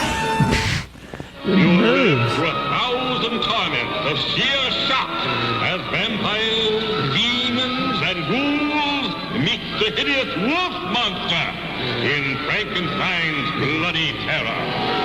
Don't miss Frankenstein's Bloody Terror. It's a super shock spectacle of hideous horror in Chillerama 70 and gory color. Rated GP. Tonight. Rated GP. Gory color. What? A movie so scary and terrifying, you'll be scared and terrified. Oh. The movie the Academy Awards. It's a movie so scary and terrifying. You'll be both of those things. My God. It was the 50s. But did. Vincent Price. They don't know The more words. Tingler. Tonight at The 10:20 Eastern Tingler? on PBS. Is that what that said? Yeah, it was the crotch tickler. It was out there. Hiding in the fog, watching, and waiting to strike again. And again. Now, from the master of mystery and suspense comes Stephen King's Silver Bullet, rated R. Hell yeah! This is the one where Gary Busey teams up with a kid in a wheelchair to fight a werewolf. I've got this on DVD. DVD. Gary Busey. When are you gonna let me borrow them Glee DVDs? Black belt against black magic in the greatest battle of all time. As the seven brothers and their sister meet Dracula. The 8 kids. You mean Mac and me? Die, Dracula. Classic. Die. See the 10,000-year-old monster disintegrate before your eyes. 10,000-year-old monster. The seven brothers meet Dracula. And the sister. Welcome. The brothers and the sister. To a night of total terror. There's not much funny about the Cleveland show. I guess that's the end of that sentence. Night of the living. Talk about a check you couldn't cash, right? We'll be back. Yeah, okay. Yeah, just pull a little, drive off in like a Jackie-O pantsuit. Yeah, goodbye. Dead. That is an incredible motion. I would agree with you aside from American Dad. I like American Dad. Broken Clock is right twice a day. An entire town goes berserk when a giant underwater creature attacks all The human life. Bloodwaters of Dr. Z, Is a frightening a.k.a. experience. Dr. Zayas? Don't miss Zat. Zat. See, and that's, if you don't know that name, you go, well, why is it fucking called Zat? Because like if you watch Mystery Science Theater 3000, you know there's the Bloodwaters of Dr. Z. So where does that come from? Well, it's his formula to turn himself into like a catfish, seahorse, bullshit monster wearing Keds. Z sub A sub T. Zat, my little gem. Zat is an incredible motion picture. It is the story of a demented scientist who is convinced he can turn humans into fish, proving it by transforming himself into a revengeful killer monster with a deadly radioactive substance. Not a fish, so did he do it? No. American Dad's great. Go Klaus. I mean, Klaus is okay. I don't like Klaus. I'd rather have Rogu than Klaus. How fucking dare you. I would watch a series. I would watch the Klaus show before I would willingly watch another Billy or Rogu. I don't like Billy. Second. I could deal with Fuck Rogu. you. I don't Seth like Billy. MacFarlane, stop making fucking annoying characters. Like that greased up deaf guy from You go, hey, American Dad. here's a Family show. Guy. Here's a one-off. It's going great. You know what this thing needs? A very uncomfortably shaped butt plug. God damn it! Like, we're like every other series, right? Was like when we add another character, it will be the signifier that we are circling the drain. Mad About You, Friends, others. Seth MacFarlane does that shit all the time. They go, hey, here's an obnoxious piece of shit character that, yeah, most people hate him, but you know what? Eventually, they'll be third or fourth in the list of importance. He pollutes rivers and lakes. Fish grow to unbelievable size and attack all human life. His goal, destroy the earth with his hideous fish creatures. That is a frightening experience. Don't miss that. Doing it one person at a time, you never will happen, right? Like if you just like, unless you're releasing something into the air or water supply, like supervillain style, or if you have a squirt bottle and you have to like hit someone in the face with something, and that's what turns them into a fish monster, there's a fuck ton of people, you guys. Unless you can get each one of the people you turn to pick up somebody the squirt else. bottle, Yeah. then you've got a pyramid scheme going. Yeah. So got a big old MLM right there. Yeah, it's like the what was that fucking clothes? It's the LuLaRoe of monsters. Oh yeah. Every person you convert converts two more. For 10 years, the secret of Perigord Cemetery Fucking has insanely remained scary. a mystery. Jesus Christ. Phantasm, still, probably can't watch it to this day. The Thin Man and his fucking murder balls? Fuck. Now, 3 innocent people are about to discover the ultimate evil. We've got to warn people. I'm okay with Butters, but only because it's not a Seth MacFarlane character and it's not like Butters' entire existence isn't a cheese grater on the tip of my hard dick, right? Whereas Rogu and Billy, Greased Up Deaf Guy, the bear from the Cleveland Show, anyone from the Cleveland Show is just like you working yourself into a massive rock hard erection, thinking something pleasurable is about to happen. And then a man jumping out from behind a bush with a cheese grater on his arm and just working your phallus to the fucking bone. This summer, the Brawl is back. Phantasm 2. Ball, It's only a dream. No, it's not. Rated R. Angus Scrimble, fuck you up. 12 dead bodies. Exploding Billy Bob. house. 1 4-barreled sawed-off shotgun. Dwarf tossing. 10 breasts. Of course, those 10 are scissored breasts. out of the TNT version. Embalming needles plunged through various parts of various bodies. 1 motor vehicle chase with crash and burn. Ear lopping.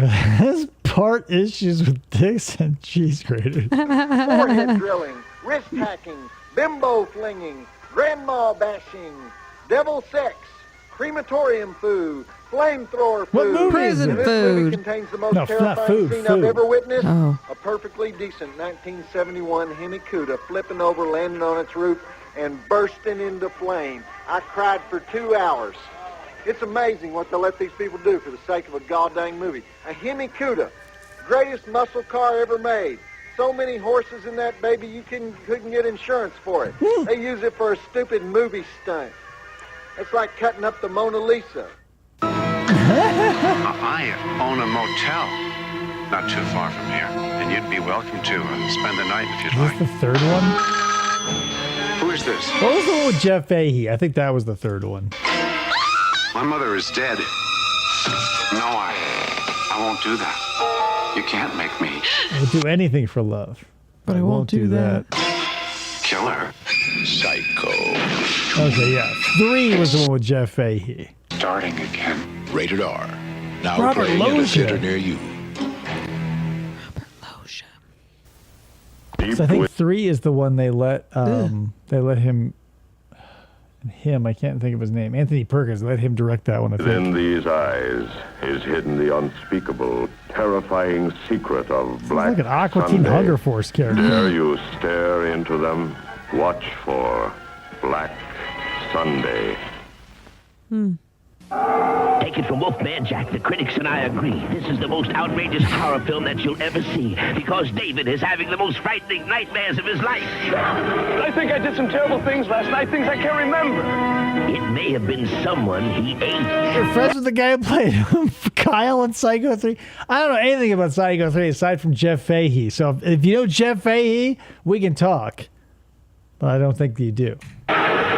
From the director of Animal House. For some A reason. different kind of animal. An American Werewolf in London, rated R.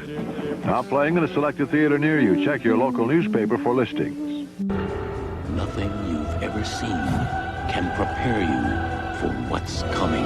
Perfect freeze frame.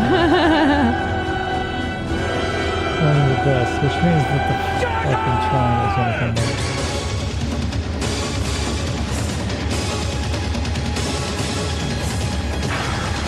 Bram Stoker's Dracula. A Francis Ford Coppola film. Joint. I thought it was okay. Like, but it's just, I don't know. The choices made, like, stylistically in this movie, I can appreciate the acting talent aside from Keanu Reeves that went into it. I can appreciate the in-camera effects they did because a lot of them are, you know, groundbreaking and still like visually stunning to this day. I still think this movie is fucking trash. At theaters Friday the 13th. The awful accent. Maybe it's all. I think Winona Ryder ruins it a little bit for me too. The woman who plays Lucy doesn't do a bad job.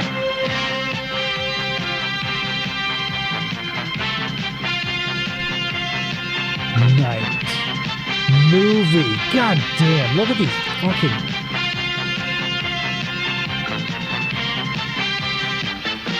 The pomp and circumstance of this, like a terrestrial TV channel would pay the license fees rather for a film 15 years old.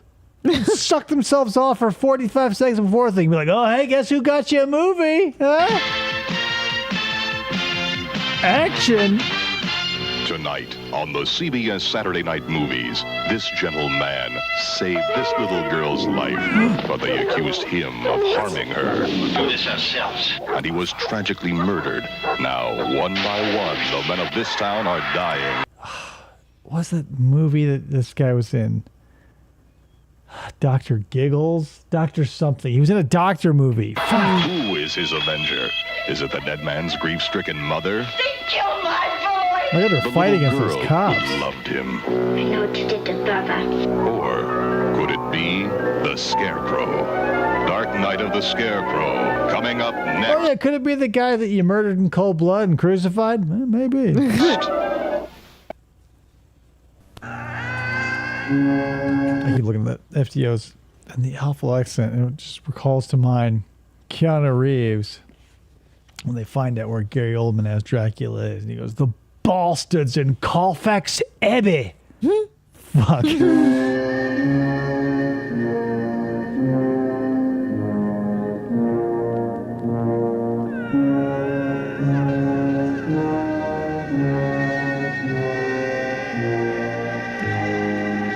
The Shining. I saw The a Simpsons, masterpiece though, of so I'm modern gonna get horror. it. Directed by Stanley Kubrick. Starring Jack Nicholson and Shelley Duvall. Rated R. I'm also not a Opens Kubrick Friday, fan, June so 13. sorry. Check newspapers for local listings. Dracula. Dracula's soul brother. So I don't think on Soul Brother. Okay. The thing about Blackula, right? My house had old books about horror movies for some reason, like from the silent era to like the 50s. God knows why I had them. My parents weren't cool, but we had them. And I remember seeing Dracula, the original Frankenstein, like the old, like lost to time, like the still frames of like the first Thomas Edison one that was fucking terrible looking. I just remember looking at Blackula and seeing those patches of hair on his face, under his eyes. And to this day, I question that design choice. Who? Why? Why? Why, Steven? Why? Deadlier even than he. I don't think I saw well. More horrifying than Dracula. Blackula. More Rated horrifying. Rated PG. You're in danger, Viola. Why is he more horrifying than Dracula? Because he's not white. Probably. This house, the real estate listings. We found parts of the bodies all over the house. Look in the obituaries. Vincent Price. I'm not going to stay here. Home is where you hang. And hack. There'll be no way to get out. House on Haunted Hill. Saturday on A&E. That's another one where you watch it and you go like, who the fuck? Like, cause that scene where they're all opening up those little coffins, like they all get knives and shit. It's like, what? Why would you like?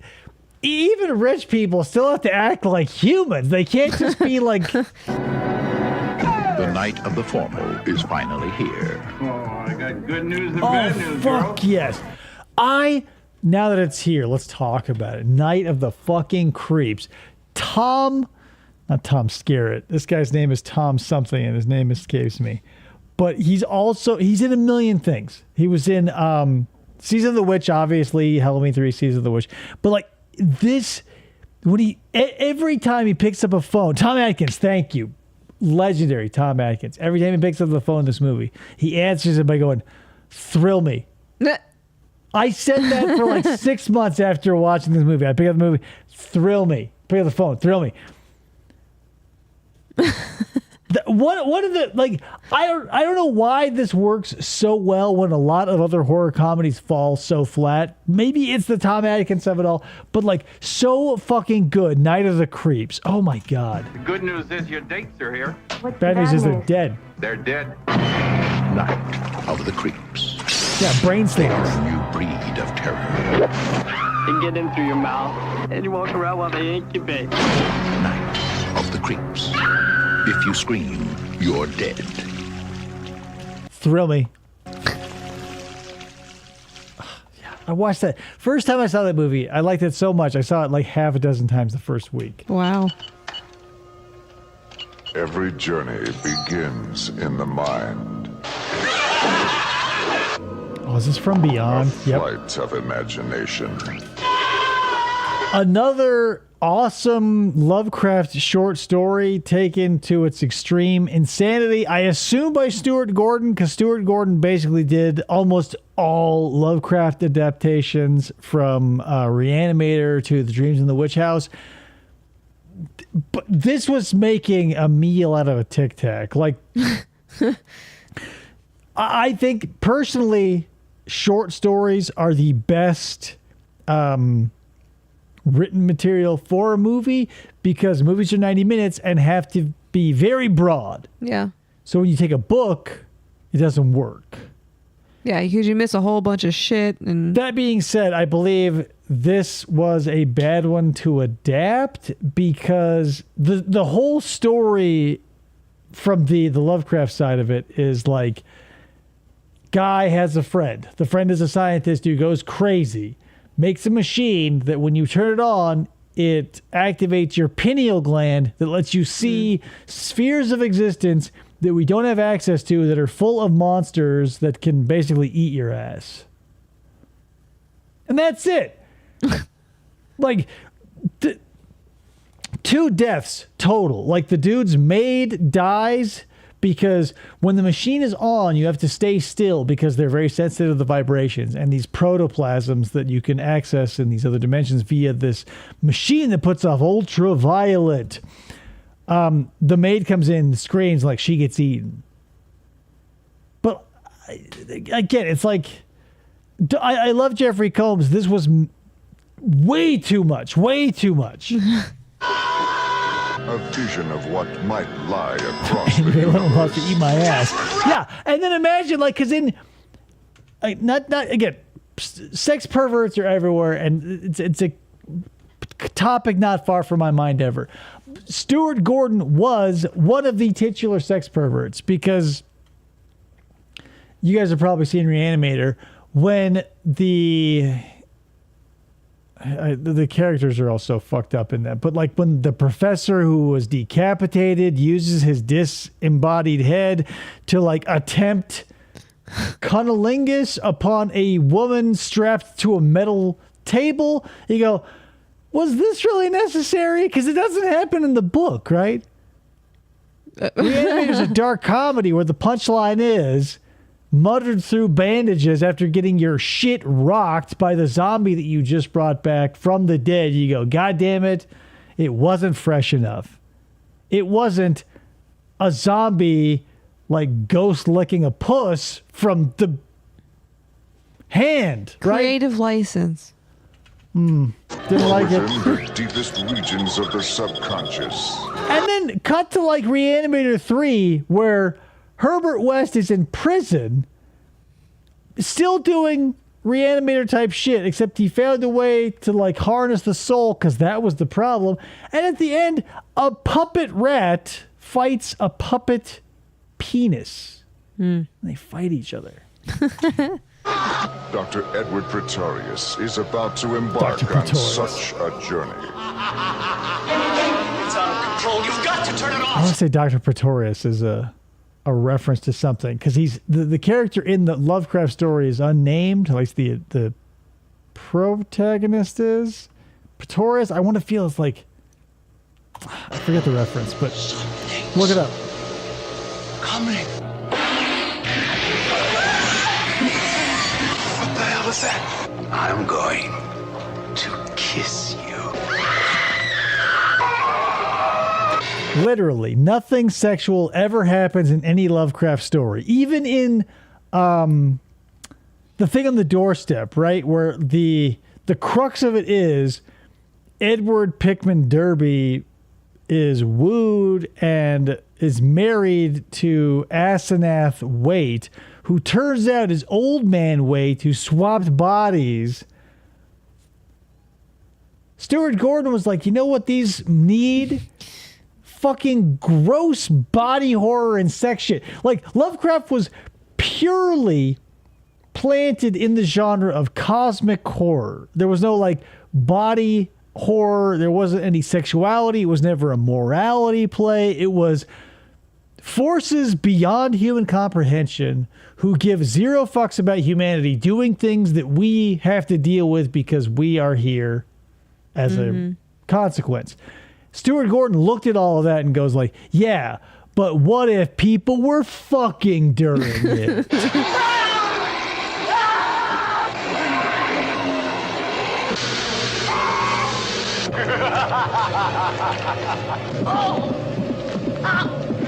Let it happen, Crawford. His little peanut land.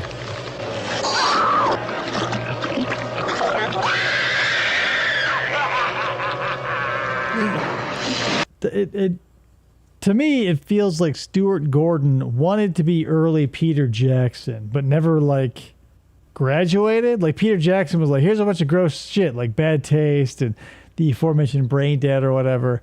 But then went on to do Lord of the Rings, and like Stuart Gordon never got out of that. Humans are such easy prey. From the makers of Reanimator, from beyond. Uno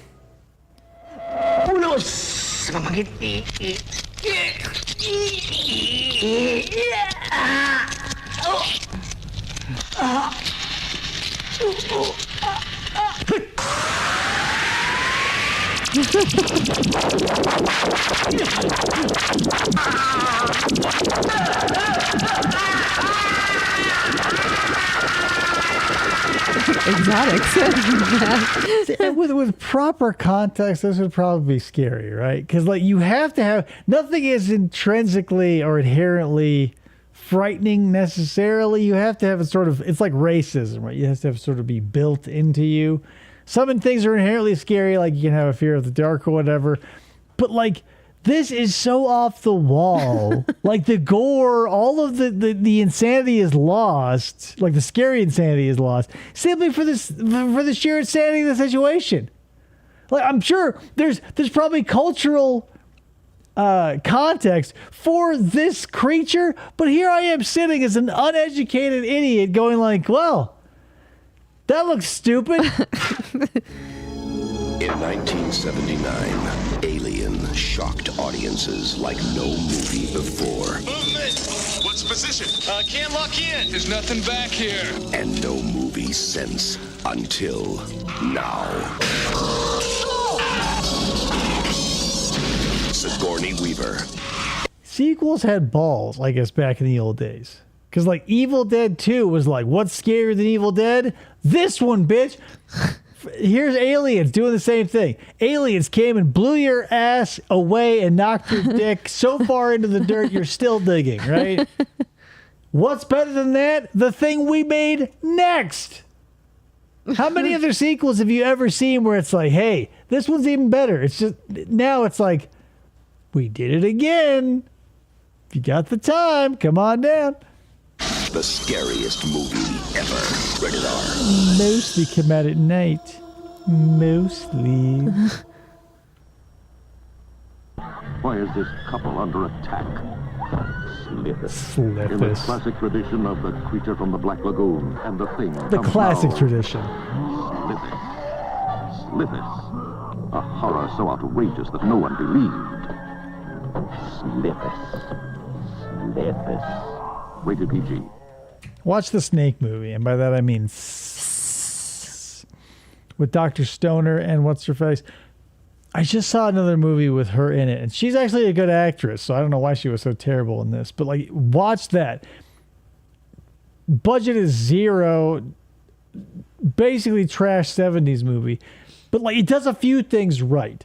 Because Dr. Stoner is one of these crazy people, like he's a Dr. Moreau type who goes like, you know, I'm a genius, but I've got this dumb ass, absolutely backwards, fucking asinine, retarded plan to make humans better. And that is to regress them to some step on the evolutionary ladder way below where we are, right?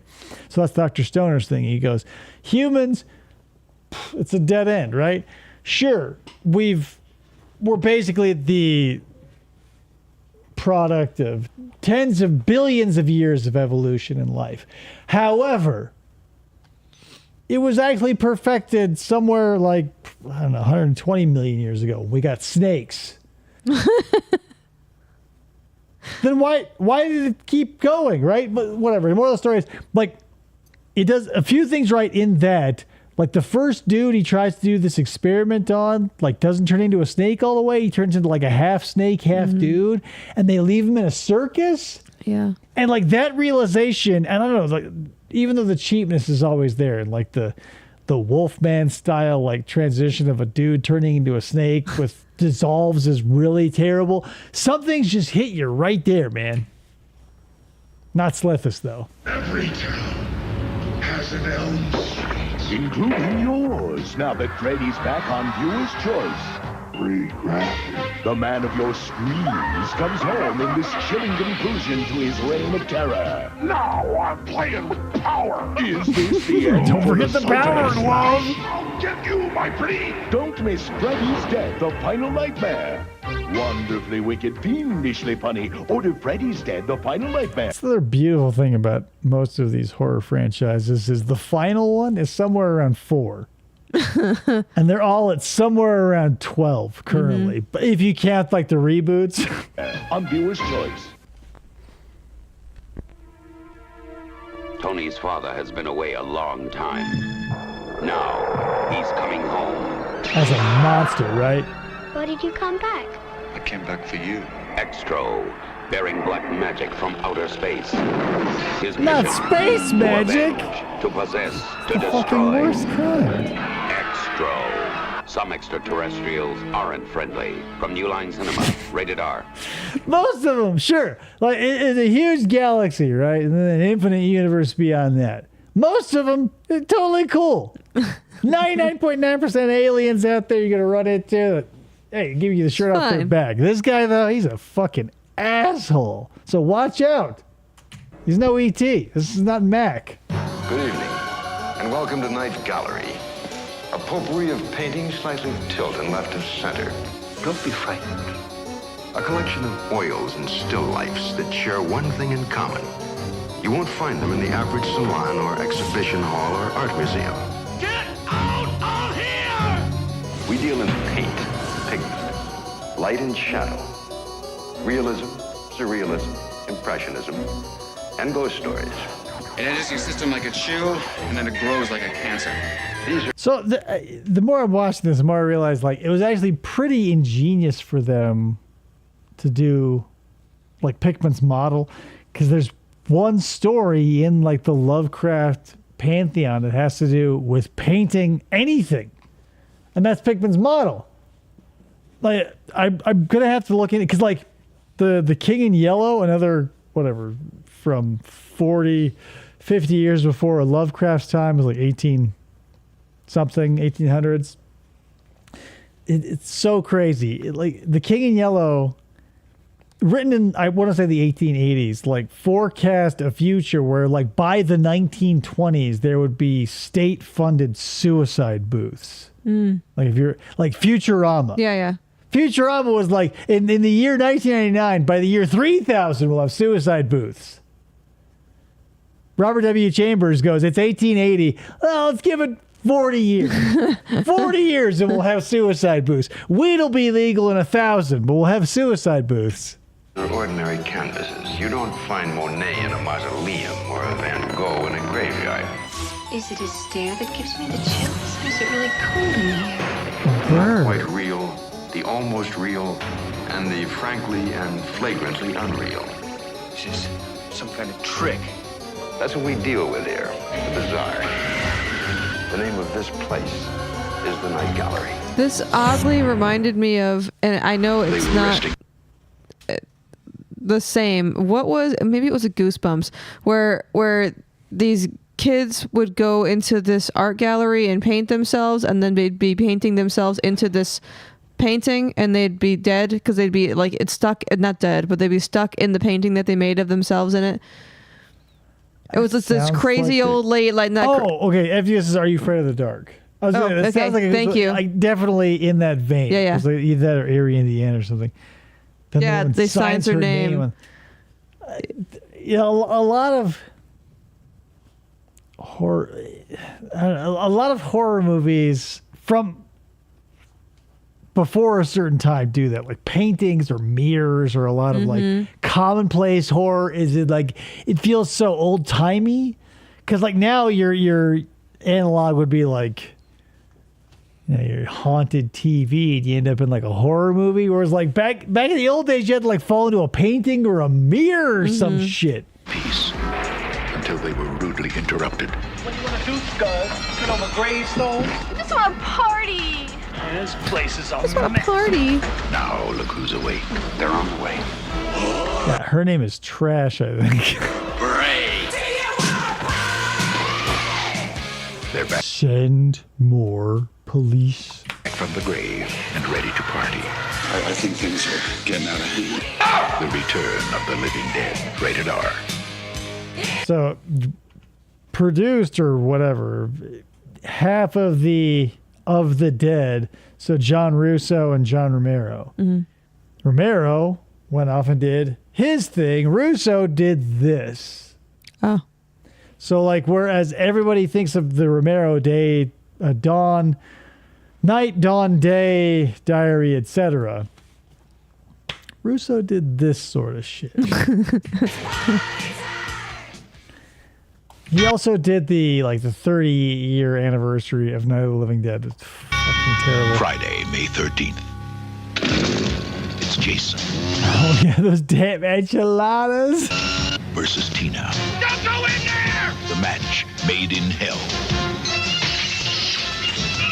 Not bad. I feel like this one gets a little less love because it's a little.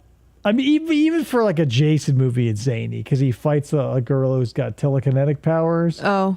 And I don't know, the premise is also a little flawed. Like the woman, the mom, like they go to like a cabin with the therapist for fucking some reason.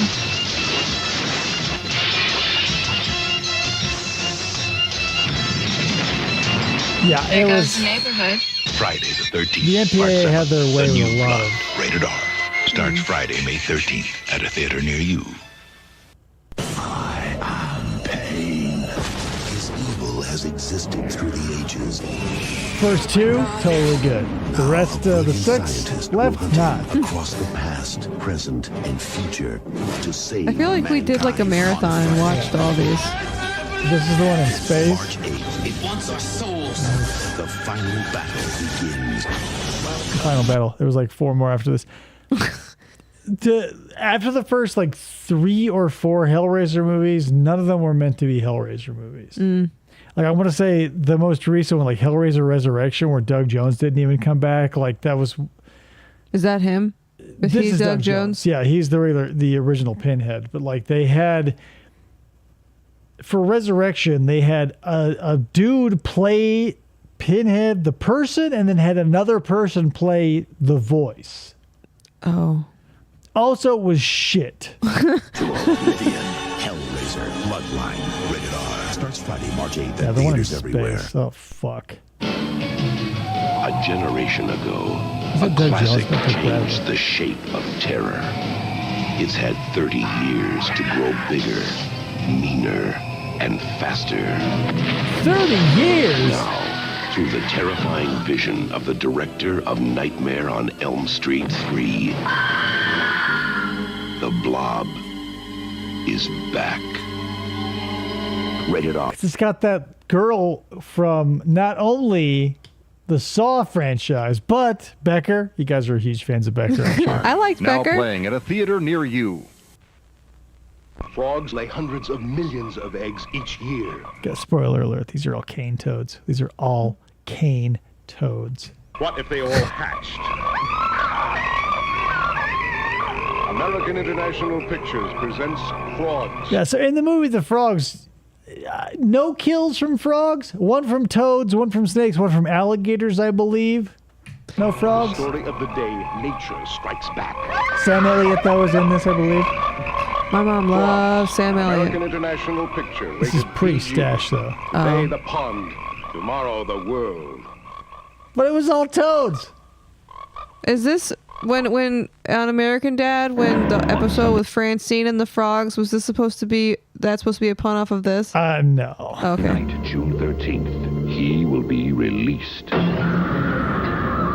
made him. I must destroy him. Who is he? The devil! He's not dead. He's here. Randy Quaid. Patrick Bergen. I will destroy you! Another thing about horror movies is like cursed lineages, where it can be anywhere from 1 to 6 generations removed from the original horrifying person, where they go, you know, your great grandfather or your dad or whoever did these crazy things. Like Lovecraft, another example, The Rats in the Walls. This guy, his son, joins the army and like comes back from the Great War as an invalid. Why did I start telling this story? Oh, the 3 times, 6 times removed. Oh, the family lineage. We're Yeah. like, okay, so yeah, same sort of thing. Rats in the Walls. He goes, oh, this Captain Norris, who was a friend of his son's in the war, goes, hey, I found this house, Exham Priory in Europe. It's like your family seat. And there was this package of documents that was handed down from father to son for umpteen hundred years or whatever. But during like the antebellum upheaval, it was burned. So that's where the disconnect here is, because this guy who goes to reclaim his family home, he's told by literally everyone, don't. Your whole family line was evil. This is fucked. It'll end in your destruction. Don't fucking do it. And that's the sliding scale. You either step in and slide ass backwards into something that people tell you not to, or you're doing it as fast as you can when people tell you not to. Either way, you're going to fuck shit up because people are saying, hey, don't do that. Your family is cursed. And you go, nah. Or, it's fine. Yeah. It stops with me. Father, son. Frankenstein, a terrifying motion picture from TNT. Premieres Sunday night, June 13th. Oh, we missed it. The Redeemer. No matter where you turn, he is there. No matter how you scream, he will continue to gather the souls of those who Puppet have Master? sinned. No, I can't That see bears it. The mark of the son of Satan. The one called the Redeemer. The Redeemer. Somewhere beyond the light and the dark, beyond our secret desires and deepest fears, lies the door beyond all our limits. And it's so crazy because the first one is so good, and like the effects are so good, and the guy turns from like a pile of snot into like a human as he kills other people and sucks up their life force, only for them to end up in space, man. They always go to fucking space.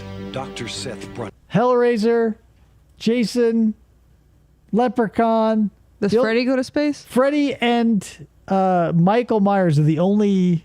I guess Chucky never went to space, but who gives a fuck about Chucky? This brilliant invention goes horribly wrong, and two beings merge into one. It's amazing how it's only like the good shit he has at first, and then he turns into a monster. Like. And then she has a baby that's a larva.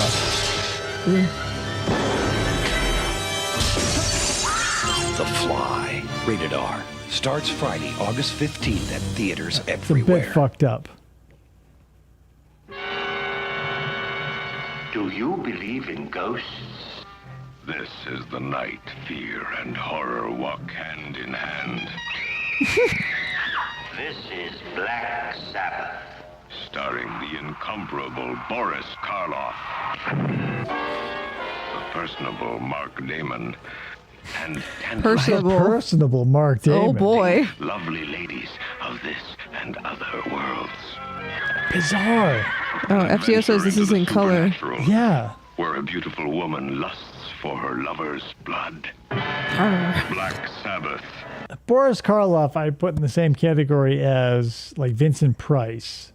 I would not put Bela Lugosi in the same because like Boris Karloff at any point in his life he can just show up and be like, oh, it's pretty scary, and I believe it, right? Like same thing with Vincent Price.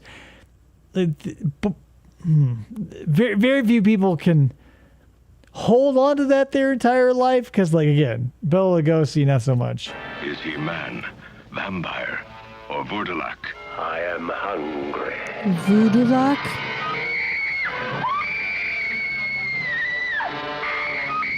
Black Sabbath.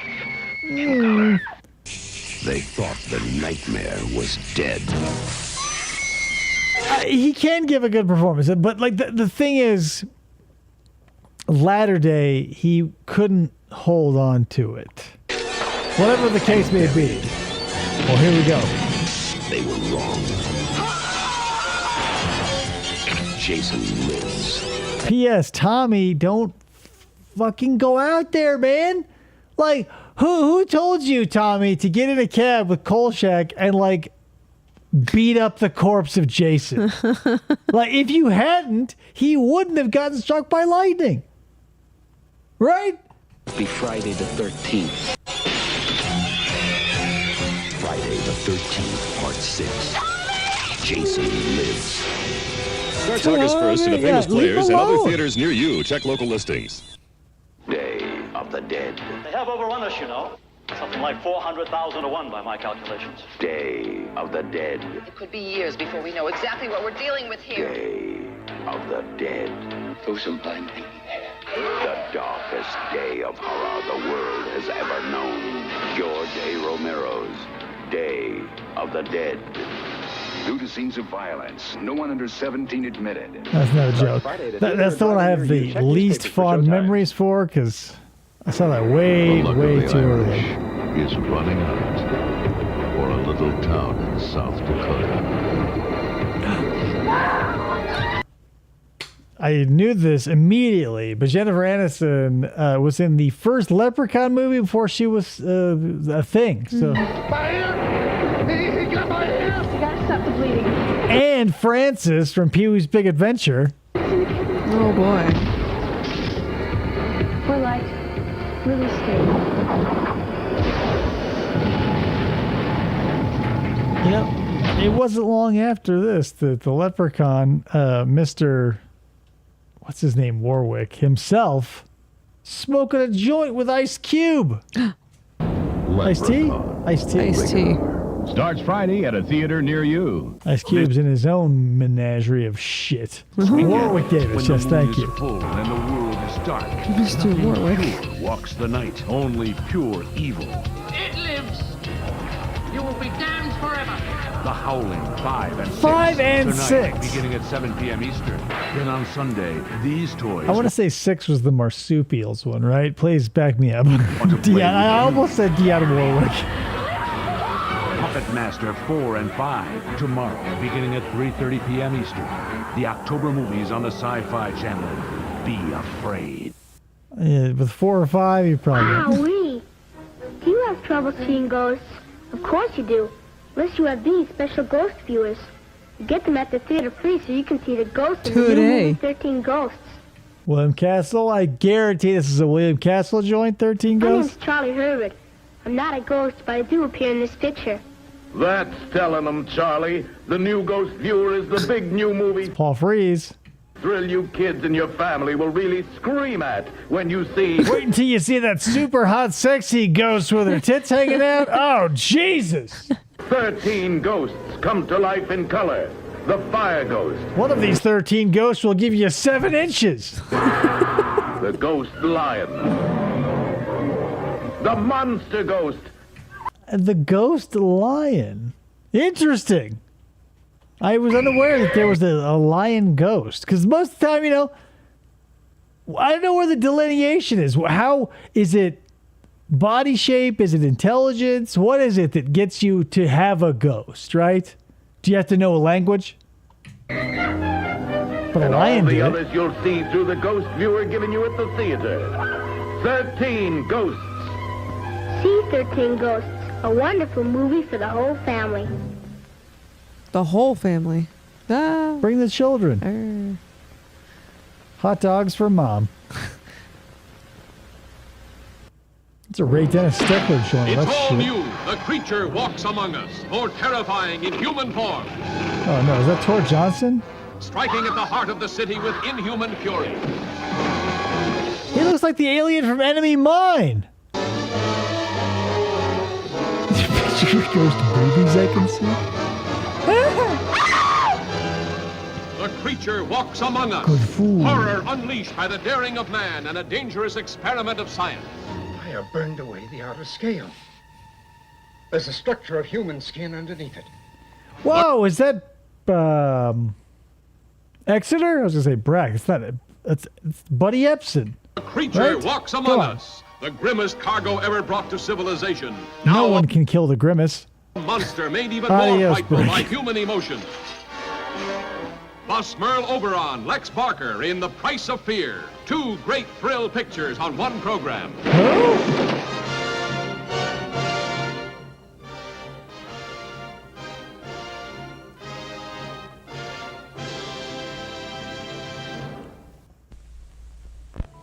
Night, Ryan. Phantasm.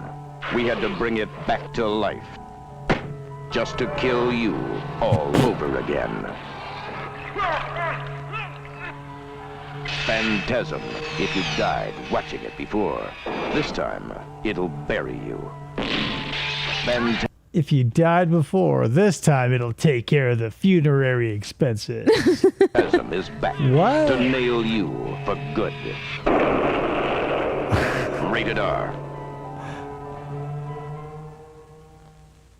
Woof.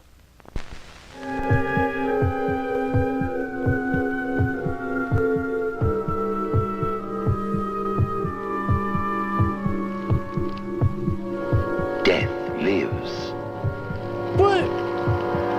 It's like a jumbo shrimp, guys.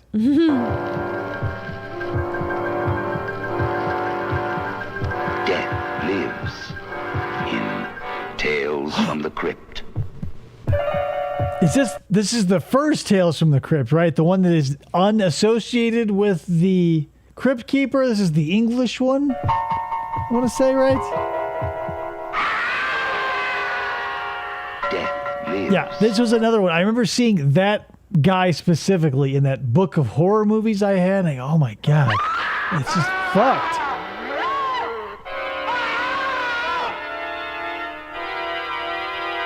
Who's Yes, it? Peter Cushing. Perhaps you? Tales from the Crypt. Rated PG. PG. Wow. Bring your parents, just in case.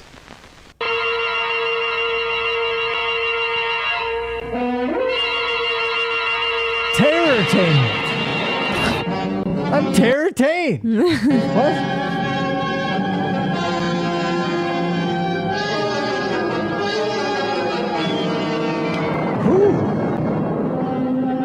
Okay. Billy the Kid. You guys remember reading all those Billy the Kid stories So growing spooky. up? Dracula, Frankenstein, Mummy, Wolfman, Billy the Kid, Frankenstein's daughter. So scary. Not Frankenstein's monster, but his daughter. What? Classic. Super scary. Yeah, when I go, Frankenstein, the Wolfman, Frankenstein's daughter, the Wolfman's tax accountant, Jesse James, Pat Masterson, Mary Poppins, the scariest people.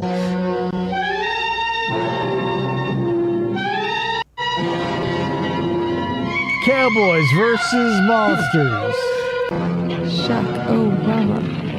Save your strength, Jesse James. You will need it. Oh, yeah. I think John Carradine plays Dracula in this. Abraham Lincoln as John Carradine in Dracula. Your bullets can't hurt me. Blah.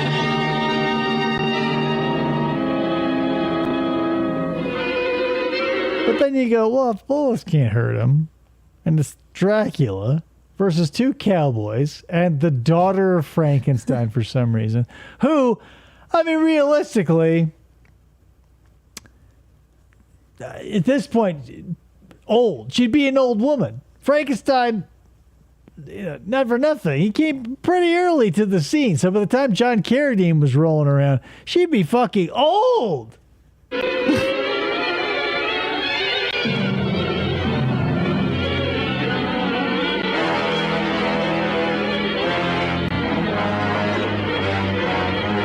Jesse James meets Frankenstein's daughter.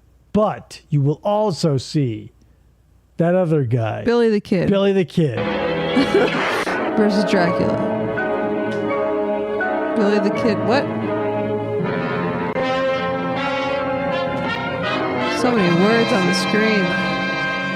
So the name of the movie is...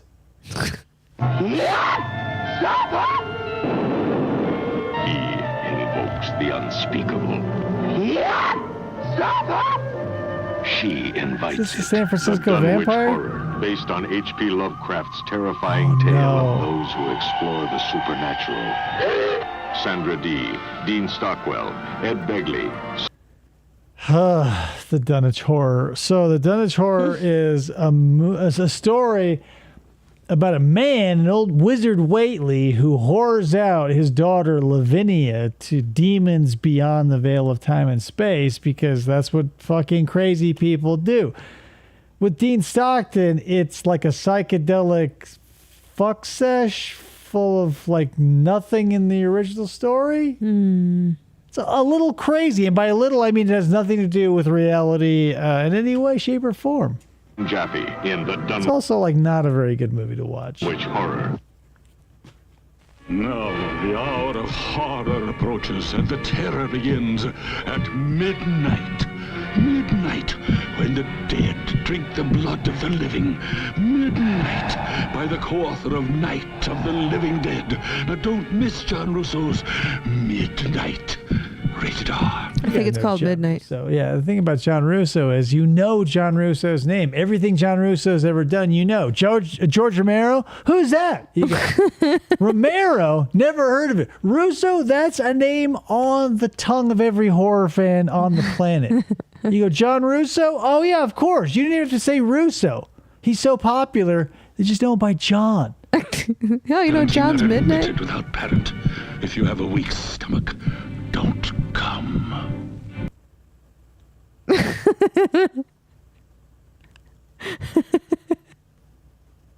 Is that a sound drop? What is the Exactly, secret? Mr. Young. Wayne is hiding in the basket. My favorite horror movie, The Basket. Basket case. What's in the basket? My case. What's in the basket? Open it, if you dare.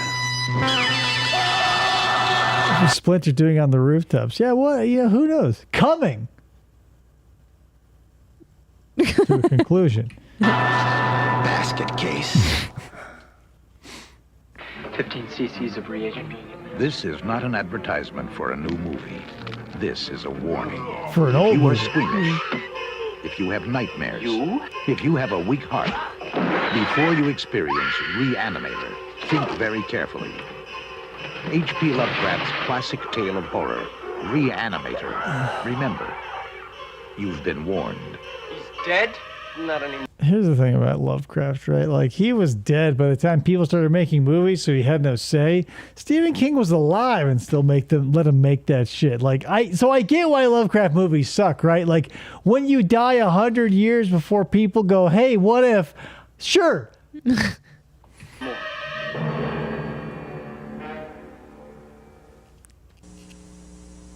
First, there was Halloween.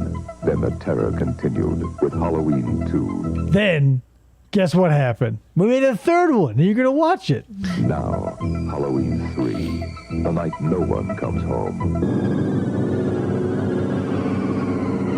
The classic Tom Atkins joint. The world's going to change tonight, Doctor. Halloween 3. The hills ran red with the blood of animals and children. Season of The Witch. Irish, Happy guys. Halloween. Rated R. Starts Friday at a theater near you. Check newspapers. Look out, America! Get ready for Hollywood's greatest disaster! Attack of the Killer Tomatoes! Attack of the Killer Tomatoes! Giant, vicious, man-eating tomatoes launch a violent rampage across the length and breadth of the nation. It's crazy. Even as a kid, right, and I saw this happening, because there was an animated television show, like a cartoon for kids. It was based on the Attack of the Killer Tomatoes. I could not fucking believe the time I was living in. Killer Tomatoes, don't get me wrong. Even back then, I still had like kind of an idea of like lol, random, like it's so insane because it would never happen type humor. But Attack of the Killer Tomatoes was something so confounding to me then, and to this day I go, how? And they got a cartoon. Rambo got a cartoon. Rambo does nothing but kill people and like bathe in the blood of like Vietnamese soldiers in the Taliban, right? Or sometimes he fights with them for fun. It just blew my fucking mind. It's one of the first movies FDO watched with his wife. Mind blowing. I can't believe, but that's the thing. Like she married you and Kristen married me after watching Starfighters. So it's true. Attack of the Killer Tomatoes. You've never seen a film like it. Tales of horror that will give you the creeps. This is going to be extremely painful, Mr. Verrill. The most fun you'll ever have being. I love good anthology movies. I even love bad anthology movies. There are so few that, I don't know, anthology movies as a whole, I feel like don't come along very often, except for like horror movies. Creepshow did a good one, obviously. 2 was it's okay. But there's a ton of, like, Tomb of Terror, I think, was a B movie that was a decent anthology sort of thing. Tales from the Dark Side, I think, had a good one. Yeah, Leslie Nielsen, great performance. Ted Danson, again, when they're good, they're great. When they're... Yeah, Trick or Treat is awesome. Like, that's what really maybe cemented it for me. Because, like, Trick or Treat... like that little sack boy, that little character is popular, but thankfully he doesn't have any lines and isn't annoying, so he flies just enough under the radar where I can comfortably enjoy that character. It's not like gotten Sam, yes, thank you. He's not gotten so big that he's got like a toxic fandom where I go like I'm just waiting for the boat to tip because like, it will. Sam is good. Scared. Creep show. Rated R. Now playing at a theater near you. And that's when the chuds came at me. Cannibalistic. Humanoid. Underground. Dwellers. I just want to know what is going on here. I saw our monster. Chud. Guys, did you know before he joined the Wet Bandits, Daniel Stern fought chuds? Next Saturday at 2, 1 Central on Commander USA's Groovy Movies. It's Chud!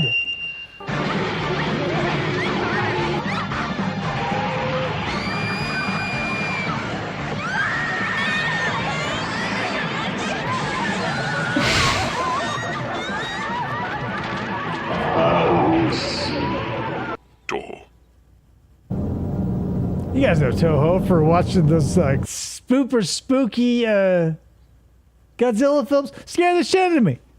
So this is Things. Hilarious.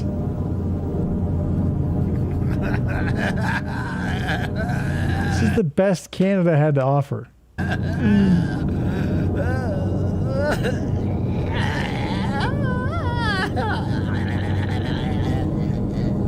What?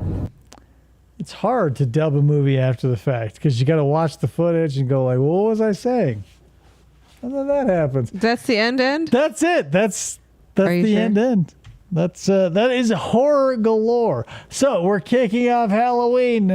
What are we, halfway through September? Perfect. Yeah, woof. Yeah. I just want to make sure, FDO, because sometimes he'll stop at thinking it's the end and it's really not. No, I was keeping an eye on the time. So that's it. Thank you so much. I will consider myself spooked because I'm pretty spooked out right now. I'm going to have to watch an entire episode of The Roundhouse before I go to bed. If that reference makes any sense to you. That being said, thank you for showing up. I appreciate you. As we get closer to Halloween, I'll up the production value in the costumes a little bit. This was, it's still September, so we're just gearing up.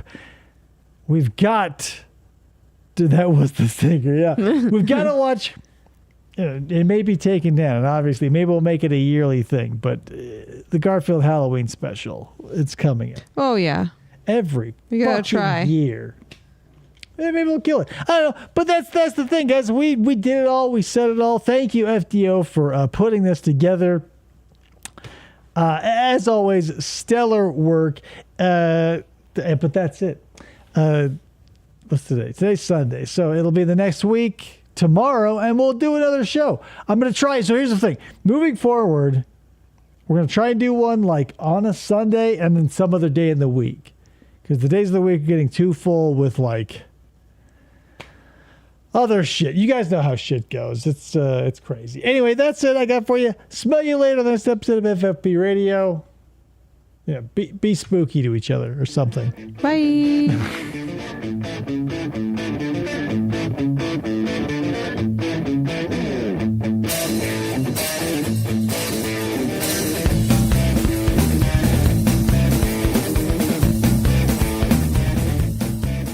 For the try to